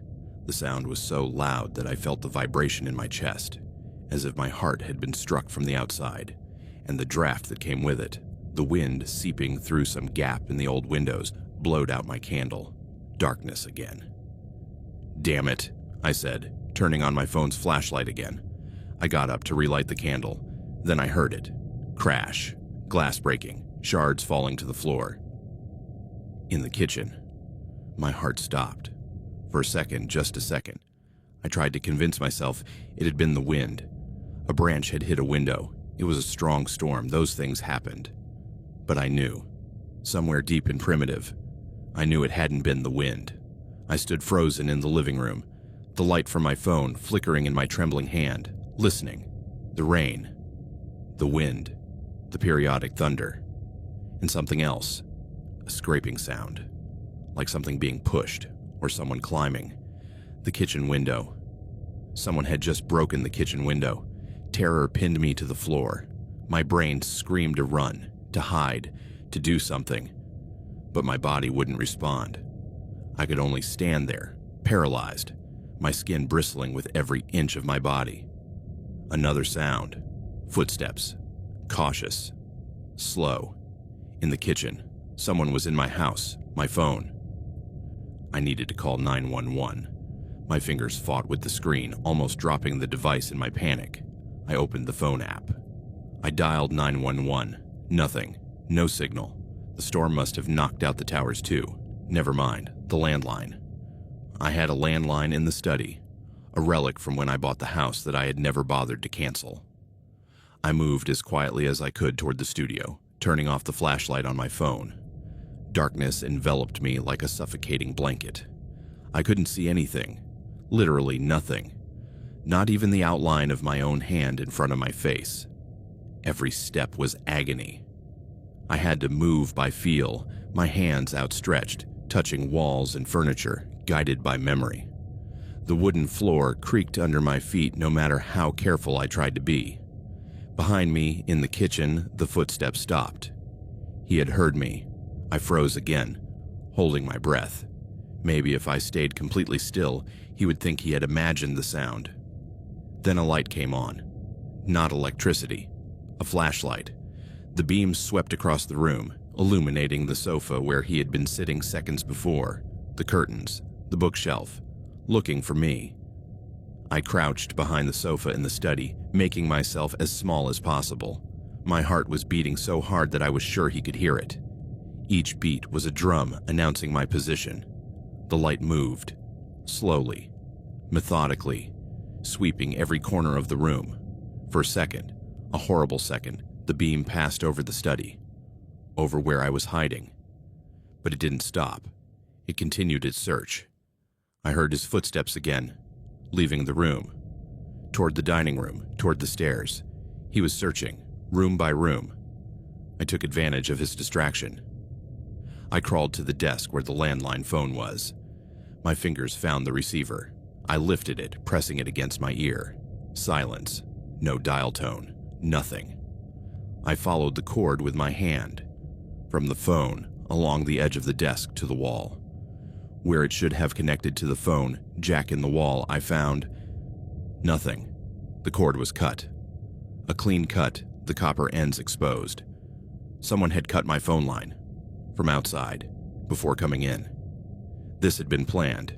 The realization hit me like cold water. This wasn't a random burglary taking advantage of the blackout. Someone had sabotaged my communications first. They had waited for the blackout. They had used the storm as cover. This was personal. Upstairs, I heard a door open. My room. They were searching my room. Who was it? What did they want? Why me? My mind raced through possibilities. An angry former colleague, a disgruntled client. I hadn't done anything. I had no enemies. I was just a boring accountant in a boring neighborhood living a boring life. Then I remembered. The package. Last week, a delivery man had come with a package. But it wasn't for me, it was for my neighbor, Mr. Dashel, 2 houses down. The name was misspelled, or the address was entered incorrectly, and the delivery man had insisted it was mine. I'd refused to accept it. I told him to check the address. He'd gotten angry. He had said something about how his supervisor would fire him if he had another package returned. He had been aggressive, hostile. I'd closed the door in his face. Was it him? Was he so crazy that he had planned this? Revenge for refusing a package? People did crazy things for stupid reasons. You read about it in the news all the time. Road rage shootings, stabbings over parking spaces, murders over late pizza deliveries.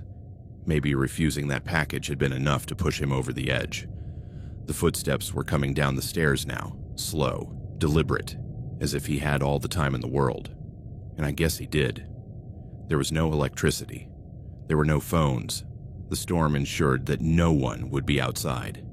He could take his time. The light from his flashlight appeared again, sweeping the first-floor hallway, toward the study, toward where I was.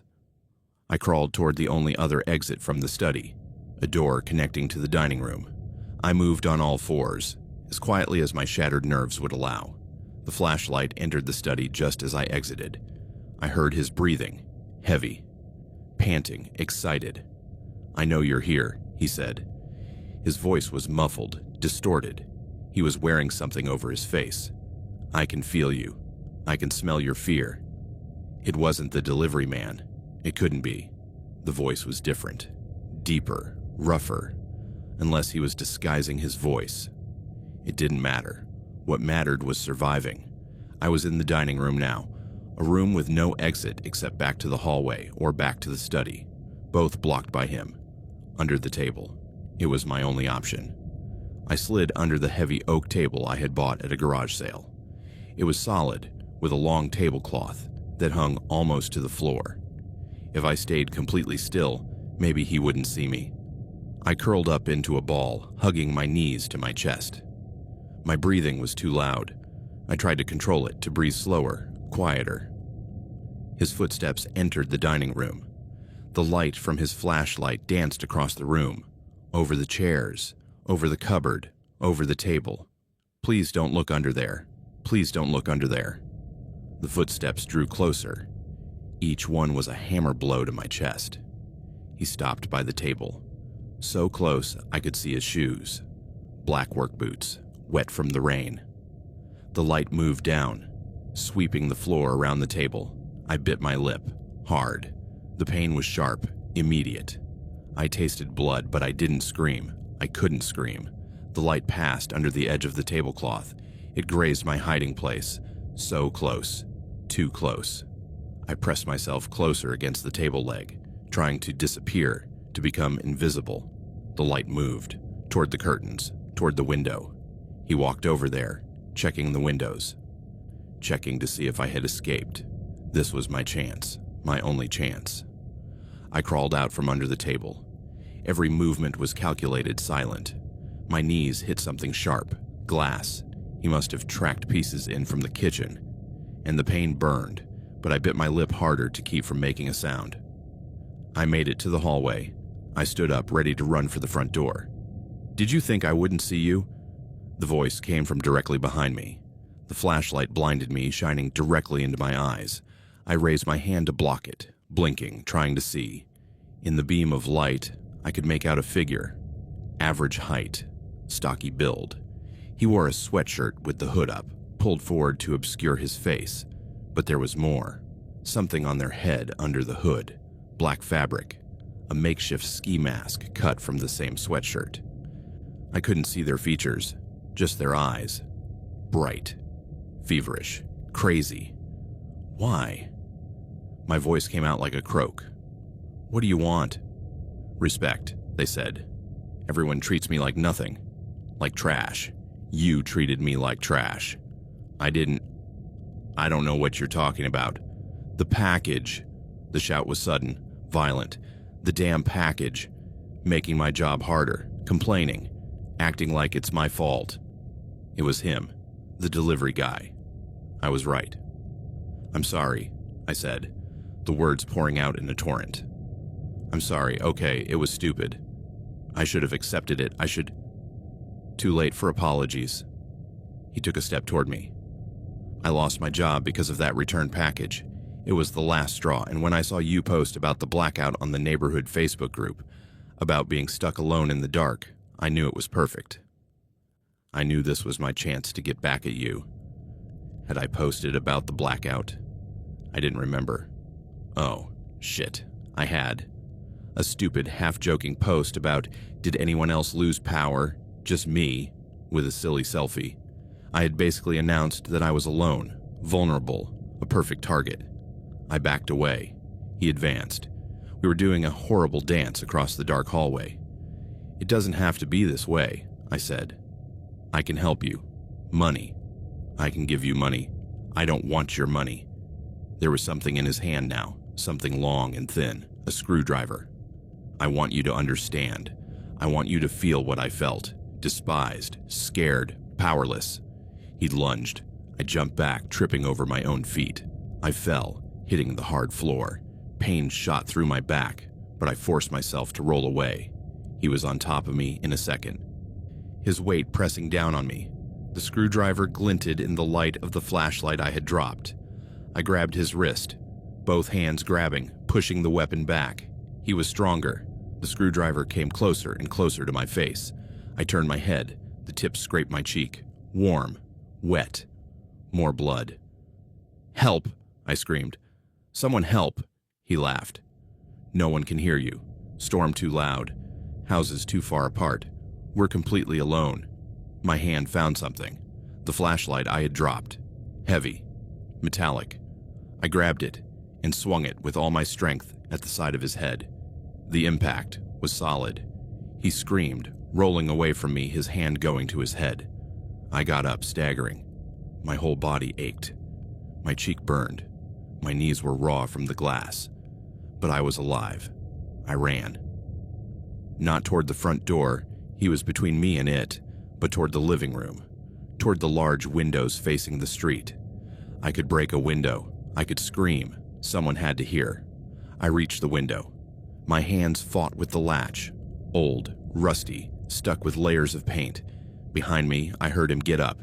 His footsteps again. Faster now. Angry. The latch finally gave way. I pushed the window. It moved half an inch and jammed. No, no, no. I tried again, pushing with both hands, with my shoulder. It moved another inch, 5 inches, 10. His hands grabbed me, pulling me back. "Help!" I yelled through the window space. "Someone help! There's a man in my house! Call the police!" He pulled me harder, away from the window. I fell backward onto him. We both crashed to the floor. "Help!" I screamed again, louder, my voice breaking. "Please!" "House 1247, help!" A light came on in the house across the street, Mrs. Winslow's house, then another light 2 houses down. "Shit," the delivery man muttered. He got up, leaving me on the floor. He ran toward the kitchen, toward the broken window he had come in through. "Here," I yelled toward the lit windows. "Call the police." I heard an engine start. His car parked somewhere nearby. He drove away with the sound of tires screeching on the wet asphalt. Lights came on in more houses. Doors opened. I saw Mr. Dashel running toward my house with a flashlight. I saw Mrs. Winslow on her porch with her phone, presumably calling 911. I crawled to the front door.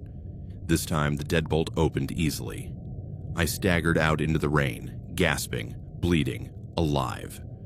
The police caught him 3 hours later.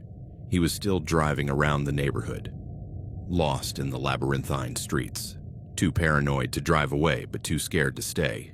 They recognized him from my description and his blood-stained sweatshirt. His name was Merrick Voss, 26 years old. He had worked for Quick Ship Delivery for 8 months before being fired, not just because of the return package that had only been the catalyst, but because of multiple customer complaints about aggressive behavior. He had a history of anger issues. He had been in anger management therapy, but had stopped going to sessions months ago. His therapist would later testify that he had expressed fantasies of making people pay for despising him. I was just the unlucky one who had been in the wrong place at the wrong time with the wrong attitude. I spent 3 days in the hospital, stitches in my cheek, treatment for torn knees, observation for concussion and trauma, medication to help me sleep because every time I closed my eyes, I saw that makeshift mask, those crazy eyes. I installed a complete security system when I got home, cameras, motion sensors, alarms on every window and door, lights that stay on all night regardless of the electricity cost, because I learned that darkness does not forgive mistakes, and the small mistake of refusing a package, combined with the bigger mistake of advertising my vulnerability online, almost cost me my life. I still have shards of glass embedded under the skin of my knees. Too small to remove without surgery, the doctors said. They'll work their way out eventually. In the meantime, every time I kneel, every time I bend my legs, I feel those sharp reminders of the night when darkness became more than just the absence of light. It became the home of my worst nightmare.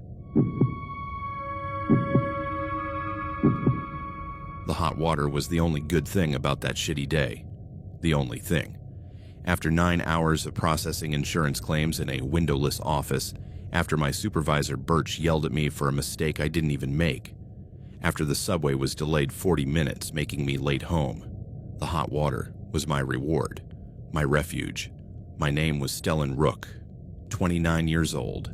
I lived alone in a small one-bedroom apartment on the outskirts of Baltimore. The kind of place they advertise as cozy when they really mean you can barely turn around without bumping into something. But it was mine. It was all I could afford on my office worker's salary. The apartment was on the 3rd floor of an old converted building. The neighborhood was questionable. It had been nice at one time, but in recent years it had declined. There had been burglaries, several in the last month, in fact. The police had put up flyers warning of a crime wave, recommending that everyone lock their windows and doors. I had done so, mostly, except for the kitchen window, which I sometimes left ajar because the bathroom fan didn't work well, and the place got stuffy when I cooked. But I hadn't cooked that night. I'd just come home, thrown down my briefcase, taken off my shoes, and decided I needed a long, hot shower to wash the horrible day off my skin. The bathroom was tiny. You had to stand sideways to get between the toilet and the sink. The shower was one of those old tubs with a cheap plastic curtain that never stayed inside the tub no matter how hard you tried. But it had good water pressure, and the water heater worked, at least that. I took off my work clothes, wrinkled dress pants, a shirt that had been damp with sweat since morning, and dropped them on the floor. I turned on the water. I let it run until steam began to fill the small space. Then I stepped in, closing the curtain behind me. The water hit my back like 1,000 hot needles. Perfect. I stood there, letting the torrent fall on my head, my shoulders washing away the stress, the frustration, the crap of the day. I closed my eyes. Only the water existed, the heat, the steam, nothing else mattered. I must have been there 5 minutes, maybe 10, when I heard it. A splash. Not the normal bounce of water against the walls of the tub. It was different, more muffled, heavier, like bare feet stepping on wet tile. I opened my eyes. The steam was so thick I could barely see the shower curtain, let alone beyond it. "Hello?" I called, my voice sounding strange and weak in the enclosed space. Nothing. Of course nothing. I was alone. I lived alone. There was no one else here. I closed my eyes again, trying to return to that state of relaxation. Just your imagination, I told myself. The building makes noises, the pipes, the neighbors. Nothing to worry about. But then I heard it again. Splash. Splash. This time I was sure. It wasn't the pipes. It wasn't the neighbors. It was someone walking in my bathroom. My heart raced. From 0 to 100 in a second. The lump in my throat was so tight I couldn't breathe properly. My hand flew to the faucet. I turned it off with a slap. The silence that followed was worse than any noise. Absolute, oppressive. Every drop that fell from the shower head sounded like a gong. Drip, drip, drip. I held my breath, listening, waiting, nothing for 5 seconds, 10, 15, then another splash, definitive, unmistakable, right outside the shower curtain. Someone was in the bathroom with me. Pure terror flooded me. Every instinct screamed to run, but I was trapped, naked, wet, vulnerable. Nowhere to go except through that curtain toward whoever was waiting on the other side. With trembling hands, I reached for the edge of the curtain. I pulled it back just an inch, enough to peek one eye through. The steam made it difficult to see. Everything was foggy, blurry. But there was something, a shape, a silhouette. In the mirror above the sink, barely visible through the condensation, I saw a figure, dark, motionless. Standing in the hallway just outside the bathroom door. It wasn't my imagination. There was someone in my apartment. Panic hit me like a punch in the stomach. I couldn't breathe. I literally couldn't get air into my lungs. The steam, which had been relaxing seconds before, now felt suffocating, burning me from the inside. I let go of the curtain. I backed up until my back hit the cold tiles of the shower wall. My brain raced through options. Run. I could try to run, jump out of the tub, run past whoever was there, get to my room, lock the door, call the police. But I was wet, slippery, naked. If he caught me, I didn't want to think about what would happen if he caught me. Hide. I could stay in the shower, stay completely still. Maybe he didn't know I was here. Maybe he was just robbing the place and would be gone soon. But the water was still dripping. Drip, drip, drip, announcing my presence. Fight. There was... what? A bottle of shampoo. A bar of soap. Nothing useful as a weapon. I was screwed. Completely screwed. The footsteps again. Closer now. Entering the bathroom. I could see him through the translucent curtain. A dark shadow moving, approaching the bathtub. My hand found my phone. I'd left it on the small shelf next to the shower, one of those cheap shelves that stick on with suction cups. I always put my phone there to listen to music while I showered. I grabbed it. My fingers were so wet I almost dropped it. The screen lit up, bright in the dim light of the steamy bathroom. I swiped to unlock. 911. I needed to call 911. My fingers were shaking so badly I couldn't tap the numbers correctly. I kept getting it wrong. 91. Delete. 911. No, 9111. Shit. The shadow stopped right in front of the shower curtain. I could hear his breathing now, heavy, laborious. As if he had been running, or as if he were excited. "I know you're in there," he said. Male voice, rough, not a voice I recognized. I didn't answer. I was barely breathing. The phone slipped in my sweaty hand. "I heard you turn off the water," he continued. "It's okay." I'm not going to hurt you. I just need you to come out. Slowly, without screaming. Without screaming. Like hell I would. As soon as I had the chance, I was going to scream until my lungs burst. I finally managed to dial 911. I pressed call. The screen displayed connecting, then nothing. The screen went black. The phone had died. The battery. The damn battery that had been low all day and that I had forgotten to charge the night before had finally died at the worst possible moment. No, I whispered, pressing the power button over and over. No, no, no. Nothing. The phone was dead. Completely dead. Trying to call someone. The voice on the other side of the curtain sounded almost amused. It won't work. I saw your phone glowing through the curtain. It's too late for that now. Tears stung my eyes. This couldn't be happening. This wasn't real. Please, I said, my voice breaking. Just take whatever you want and leave. There's a laptop in my room. There's cash in my wallet on the kitchen table. Just leave me alone. I don't want your stuff. There was a pause. Well, maybe I'll take it later, but that's not why I'm here. My stomach sank. Then what do you want? Company. I've been watching this building for weeks, looking for patterns. Who lives alone? Who works late? Who leaves their windows open? His voice softened, almost intimate. You left your kitchen window open. It was like an invitation. Oh God, this wasn't a burglary. This was something worse, much worse. I've been inside for a while, he continued. An hour maybe. I watched you come home. I watched you throw down your briefcase. I watched you take off your shoes. I waited until you got in the shower. I knew you'd be vulnerable. Nausea hit me. He had been here, watching, while I was naked, unsuspecting, thinking I was alone and safe. Come out now, he said, and his voice was firmer now. I don't want to make any noise. I don't want the neighbors to hear, but if I have to go in there and drag you out, I will, and it will be much worse for you. No. The word came out before I could stop it. I'm not coming out.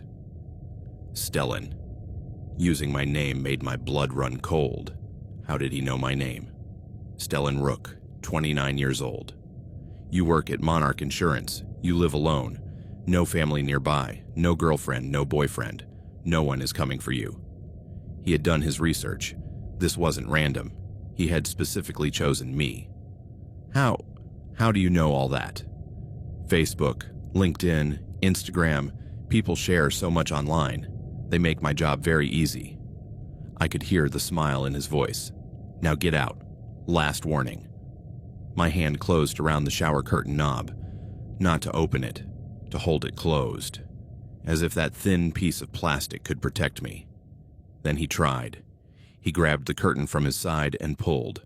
I pulled back. The curtain stretched between us in a horrible tug of war. Let go, he growled. No. The plastic rings holding the curtain to the rod began to snap. Pop, pop, pop. One by one, they gave way under the pressure. If the curtain fell, there would be nothing between us. He would be exposed, defenseless. Help, I finally screamed. Someone help. There's a man in my apartment. Shut up, he hissed, pulling harder on the curtain. Help. 3rd floor. Apartment 3C. Help. More rings snapped. The curtain slid down inch by inch. Then I heard something. Faint. Distant. But definitely there. Sirens. They couldn't be for me. I hadn't called. Or had I? Maybe the 911 call had connected before my phone died. Maybe they had heard enough to send a unit. The intruder heard the sirens too. His hands let go of the curtain. Shit, he muttered. His footsteps retreated. Quickly. Out of the bathroom. Down the hall. I heard the sound of a window opening. The kitchen window. Where he had come in. I waited, counting the seconds. 10, 20, 30. The sirens grew louder, closer. Finally, I stepped out of the shower. My legs could barely hold me. Each step was treacherous on the wet floor. I peeked out the bathroom door into the hallway. Empty. I ran to my room and grabbed a robe, wrapping it around my shivering body. The kitchen window was wide open. The fire escape outside swayed slightly. He was gone. I knocked on my neighbor's door, Mr. Dashwood in 3B, banging frantically. He opened it, looking sleepy and confused. "Stellan, what?" "Call the police," I gasped. "Someone broke into my apartment. He could still be in the building." His eyes widened. "Oh my God. Okay, come in." He pulled me into his apartment and grabbed his phone. The sirens I had heard weren't for me. They had been for something else. A car accident 2 blocks down, I later learned. But the sound had been enough to scare off my intruder. Pure luck, or fate, or whatever. The police arrived 20 minutes later. They took my report. They checked my apartment. They found the point of entry. The kitchen window pried open with a flat tool, probably a screwdriver. They found footprints. Shoe prints on the kitchen floor. Wet footprints in the hallway. In the bathroom. He had been standing right outside my shower. So close we could have touched through the curtain. They took fingerprints from the window frame, from the bathroom doorknob, from the sink. They never found him. The fingerprints didn't match any database. The shoe prints were from generic Nikes that millions of people had.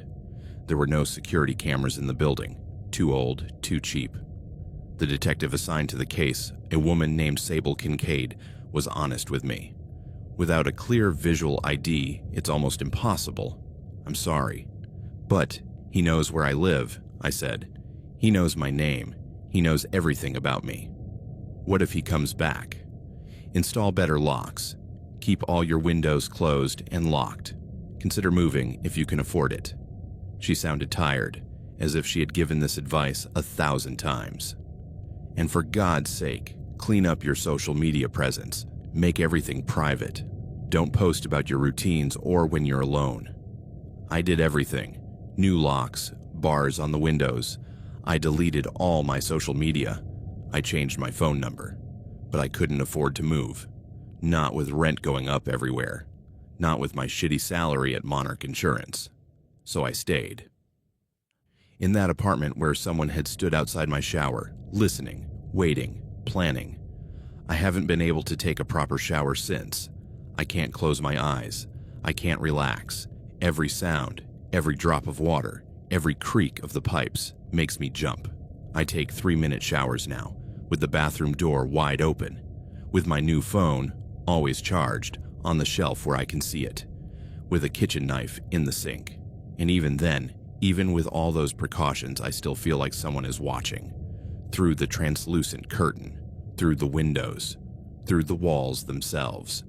Because I know he's still out there, somewhere. Maybe watching another building. Maybe choosing another victim. Maybe waiting for another open window, another unintentional invitation. Or maybe, someday, he'll come back to finish what he started. The smell of mold and fear clung to the walls of that bathroom. I can smell it every time I walk in, no matter how much I scrub, how much bleach I use, how many scented candles I buy. It's there, permanent. A reminder that the places where we should feel safest, our homes, our bathrooms, our showers, are only illusions of safety. An open window, a plastic curtain. That's all that stands between us and horror. And some nights when steam fills the bathroom and droplets hit the tiles, I swear I hear that splashing again, bare feet on wet tile, getting closer. The house had been too cheap. I should have known. When something seems too good to be true, it usually is. But I was desperate. I'd just moved to Spokane for work and needed a place fast. And the Craigslist ad had been perfect. Entire 2-bedroom house, $400 a month, available immediately. The owner, a Mr. Garnett, had shown me the place via video call. It looked fine. A little old, yes. The floors creaked. The wallpaper was yellowed, but it was spacious, and the price was right. "It comes furnished," he had said, showing me the living room through his grainy camera. "The previous tenant left everything. You can keep it or throw it away, whichever you prefer." I didn't care. I had just gotten out of a bad roommate situation in Seattle and didn't have any furniture of my own anyway. I signed the lease electronically. I transferred the deposit. 2 weeks later, I was moving in with my 2 suitcases of clothes and my laptop. My name was Shepard Vale, 32 years old. I worked in technical support for a software company, all remote, which meant I could live pretty much anywhere. Spokane was cheaper than Seattle. That had been the extent of my research. The house was on the outskirts of town, in one of those neighborhoods that had once been nice but was now in decline. Large houses with neglected yards, old cars in the driveways, the kind of place where no one bothers to get to know their neighbors. Mine was a 2-story Victorian house painted a faded gray. The front fence was leaning. The yard was overgrown with weeds. But inside, it was livable, that's all. The furniture left behind by the previous tenant was old and worn but functional. A brown sofa with stains I didn't want to examine too closely, a scratched wooden coffee table, a dining table with 3 mismatched chairs, a bed that creaked every time you moved. There was a smell too, not horrible but present. Dampness, dust, neglect, as if the house had not been properly cleaned between tenants. But it was mine. Well, rented, but it was my space, and for $400 a month, I could deal with a little musty smell. The first few weeks went well. I worked from the dining room table. I cooked simple meals in the old kitchen. I slept in the creaky bed. Normal routine. I noticed that the back door didn't close properly. The frame was slightly bent, as if someone had forced it open at some point. I made a mental note to call Mr. Garnett to have it fixed, but I never did. There was always something more urgent. I always forgot. It was a Saturday afternoon when everything changed. A lazy October Saturday when I had nothing to do. No work, no social plans. I didn't know anyone in Spokane yet. Just me and the quiet house.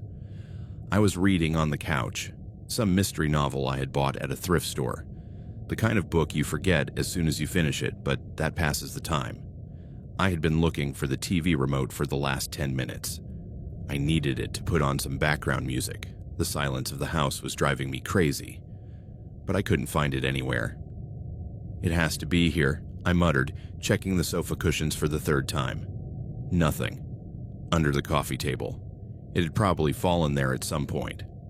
I crouched down, lowering myself to the floor, tilting my head to look under the table. The light was dim there. Dust floated in the rays of sunlight filtering through the dirty curtains. I saw the remote. It was in the center, just out of reach.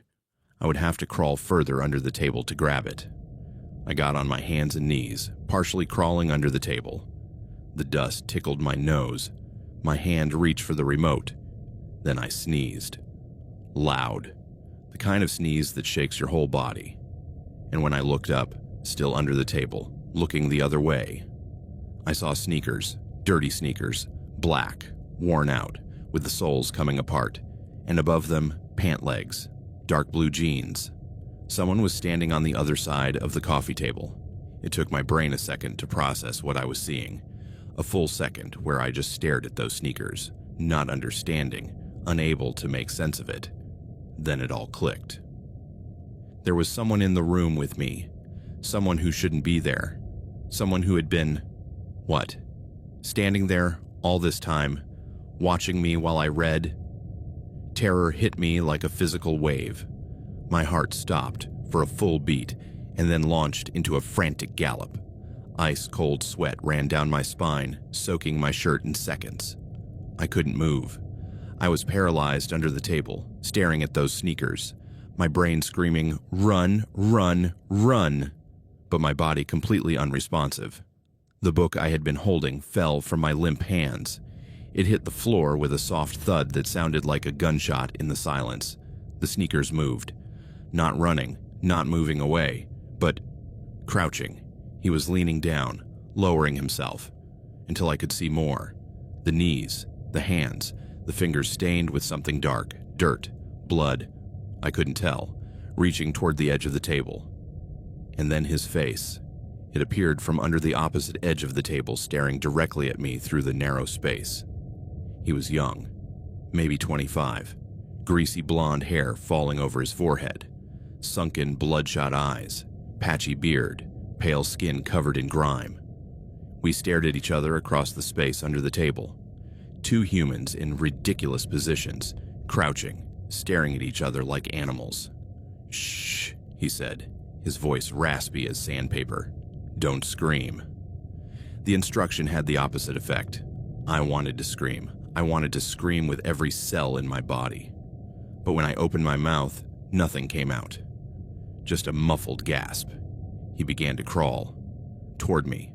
Under the table. His hands scraping the wood, his knees dragging across the dusty floor. That broke my paralysis. I pushed myself backward, my head hitting the edge of the table.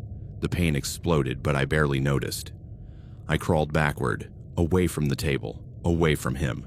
I stood up, staggering, my vision blurred from the blow. He was still under the table, moving more slowly now, watching me with those sunken eyes. "Please," he said. Just let me stay a while. I won't hurt you. I just need a place to hide."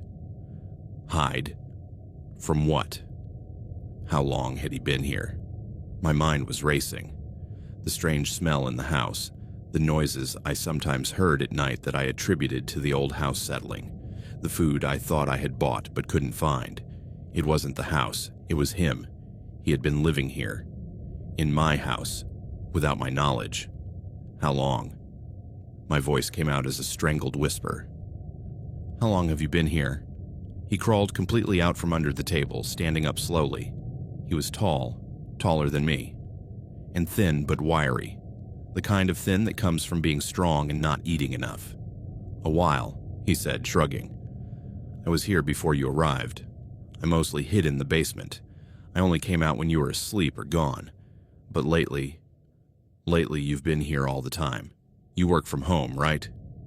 He had been living in my basement. In my damn basement. And I had no idea. Why? The words barely came out. "What do you want?" "A place to stay. The police are looking for me. Bar fight last week. The guy ended up in the hospital. It wasn't my fault. He started it. But I was the one who ended up in jail. I got out on bail. Decided not to show up in court." He spoke as if he were commenting on the weather. Casual. As if this were completely reasonable. A fugitive. There was a fugitive living in my house. "You have to leave," I said, trying to sound firm, but my voice was shaking. "Now, or I'll call the police." "No." He took a step toward me. "You can't do that. Watch." I started backing toward the dining room where I had left my phone on the table. He moved fast, faster than I expected for someone who had been crouched under a table. He cut me off, his arms extending, blocking my path. "Don't make this harder than it needs to be," he said. "Just act like I'm not here. Live your life. I'll live mine. In a few days, maybe a week, I'll be gone. I just need to wait for things to calm down." "You can't stay here." My voice rose. "This is my house. Technically, it's Mr. Garnett's house." A crooked smile. "And he doesn't even know you're here properly. He didn't check your references, did he? He probably didn't even file the lease with the city. This is an illegal sublet. So really, neither of us should be here." He was right. Mr. Garnett had been suspiciously lax about the whole process. No background check, no in-person meeting, just transfer the money and the house is yours. This was probably illegal, which meant that if I called the police, I could get in trouble too. "I don't care," I said, even though I did care. "I'll leave. You can keep the house. Just let me pack my things and go." "I can't risk that." He shook his head. "As soon as you walk out that door, you'll call the police, or you'll tell the neighbors. I can't trust you." My heart was beating so hard it hurt. I could feel it pounding against my ribs as if trying to escape from my chest. "What are you going to do then?" I could barely ask the question. "Keep me prisoner?" "No, I won't." He ran a hand over his greasy face. "Look, I'm not a bad guy. Just give me time to think." But I saw something in his eyes. Something desperate and wild. He was improvising. He had no plan. And that made him more dangerous. I needed to get out. Now. While he was distracted running his hand over his face, I lunged to the side, not toward the dining room.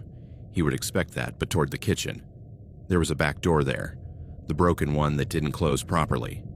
I heard his surprised roar behind me, his heavy footsteps following me. I reached the kitchen. The back door was closed but not locked, because it couldn't be locked properly. I pulled it open. His fingers brushed my shoulder. He almost caught me. I threw myself through the door into the backyard. My bare feet hit the cold grass. It was October, and the ground was frozen with the promise of the first frost. "Come back," he yelled behind me. I didn't look back. I just ran. The backyard was a mess of tall weeds and rusty patio furniture. I tripped over an old garden hose and almost fell, but I stayed on my feet. Where to go?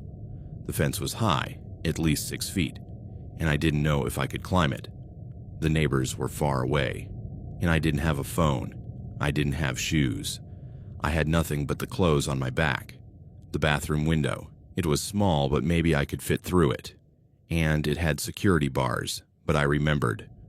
One of the bars was loose. I had noticed it when I moved in and had thought about mentioning it to Mr. Garnett, but I never did. I ran around the side of the house. He was right behind me, cursing, his breath heavy and panting. The bathroom window was 5 feet off the ground. I jumped, my hands finding the sill. The bars were there, rusty and old. I found the loose one, the one in the right corner, and pulled on it. It didn't budge. Come on, I hissed, pulling harder. His hands grabbed my ankle. I pulled. I kicked backward. My foot connected with something. His face, his chest, I didn't know. He growled and loosened his grip. The bar finally moved. It came out with a metallic squeak. I pushed the window. It opened. I pulled myself up. My knees hit the sill. Splinters from the old wooden frame dug into my skin, but I didn't care. I pushed my body through the narrow space. He grabbed me again, this time my leg, pulling hard, trying to pull me back in. "No!" I screamed, kicking frantically. My free foot connected with his face. I heard the sickening crunch of cartilage. His nose. I'd broken his nose. He screamed and let go of me. I fell into the house through the bathroom window, landing hard on the tile floor. Pain shot through my shoulder, but I forced myself to get up. I ran from the bathroom to my bedroom. My phone. I needed my phone. It was in the dining room, but I couldn't get there. I'd have to go through the living room, where he would be coming in. Wait, my laptop. It was in my room. I had Zoom. I could make a video call to 911. I made it to my room and slammed the door shut, locking the flimsy latch. It wouldn't stop him for long, but it was something. The laptop was on the bed. I grabbed it, opening it. My fingers flew across the keyboard. Browser, Google. How to video call 911. Knocks on the door. "Shepard, open up. Let's just talk."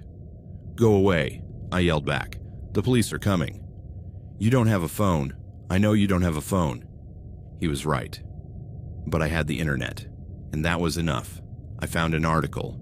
Some police departments accepted text messages to 911. It was worth a try. I sent a message. "I need help. Intruder in my house, 847 Maple Street. Please send police." Bang. The door shook. He was kicking it. Another message. "He's trying to get into my room. Please hurry." Bang. The wood around the lock began to splinter. Response. "Sending units. Stay safe. Can you find a safe place?" The closet. I could hide in the closet. I grabbed my laptop and squeezed into the small closet, closing the door behind me. It was narrow, filled with my hanging clothes, barely enough room to sit. Crack. The bedroom door opened. His footsteps entered, slow, searching. "I know you're here," he said. In the closet, under the bed. I held my breath. The laptop light was too bright in the darkness of the closet. I dimmed it to the minimum. Another message from the police. "Units 3 minutes away. Is the intruder armed?" I didn't know. I hadn't seen a weapon. But that didn't mean he didn't have one. I typed, "I don't know. He's a fugitive. Assault. Could be dangerous." The footsteps approached the closet. Closet? His voice sounded almost amused. Really? The closet? The handle began to turn. I pushed against the door with all my strength, pushing out, trying to keep it closed. He pushed in, harder than me. The door flew open. The light in the room blinded me. He stood there, his nose bleeding profusely, his face smeared with red, his eyes wild. "Get out," he said. "No. Get out." Then, sirens. Faint but definitely there. His head turned toward the sound. Shit. He turned and ran. Out of the room, down the hall. I heard the front door slam open. The sirens grew louder, closer. I stayed in the closet, hugging my laptop, shaking, crying, waiting for the officers to knock on the door. They found evidence of his stay in the basement. A dirty mattress, stolen food, clothes, a notebook full of crazy scribbles about them chasing him and how she had betrayed him. Paranoid delusions mixed with plans to rob houses in the neighborhood. His name was Thackeray Lowe, 27 years old. Wanted not only for assault, but for multiple robberies. He had been using empty or barely occupied houses as hideouts for months. They caught him 2 days later trying to break into another house 3 blocks down. I moved out immediately. I didn't care about losing the deposit. I didn't care about having to sleep on a friend's couch for 2 weeks until I found a new place. I couldn't be in that house. I couldn't look at that coffee table without seeing those sneakers, without seeing those stained toes crawling toward me. Now I live in a modern apartment on the 4th floor with 24/7 security. No basements, no crawl spaces, no places for anyone to hide. But I still check under every piece of furniture before I sit down. I still look inside every closet before I go to bed. I still sleep with the lights on because the darkness feels too full of invisible presences. Because I learned that sometimes the horror doesn't come from outside. Sometimes it's already inside, waiting, watching, breathing in the darkness under your furniture while you live your life unaware that you're not alone. In every shadow, every dark, narrow space still whispers with the memory of those dirty sneakers and that raspy voice saying, "Shh, don't scream," as if I could ever forget.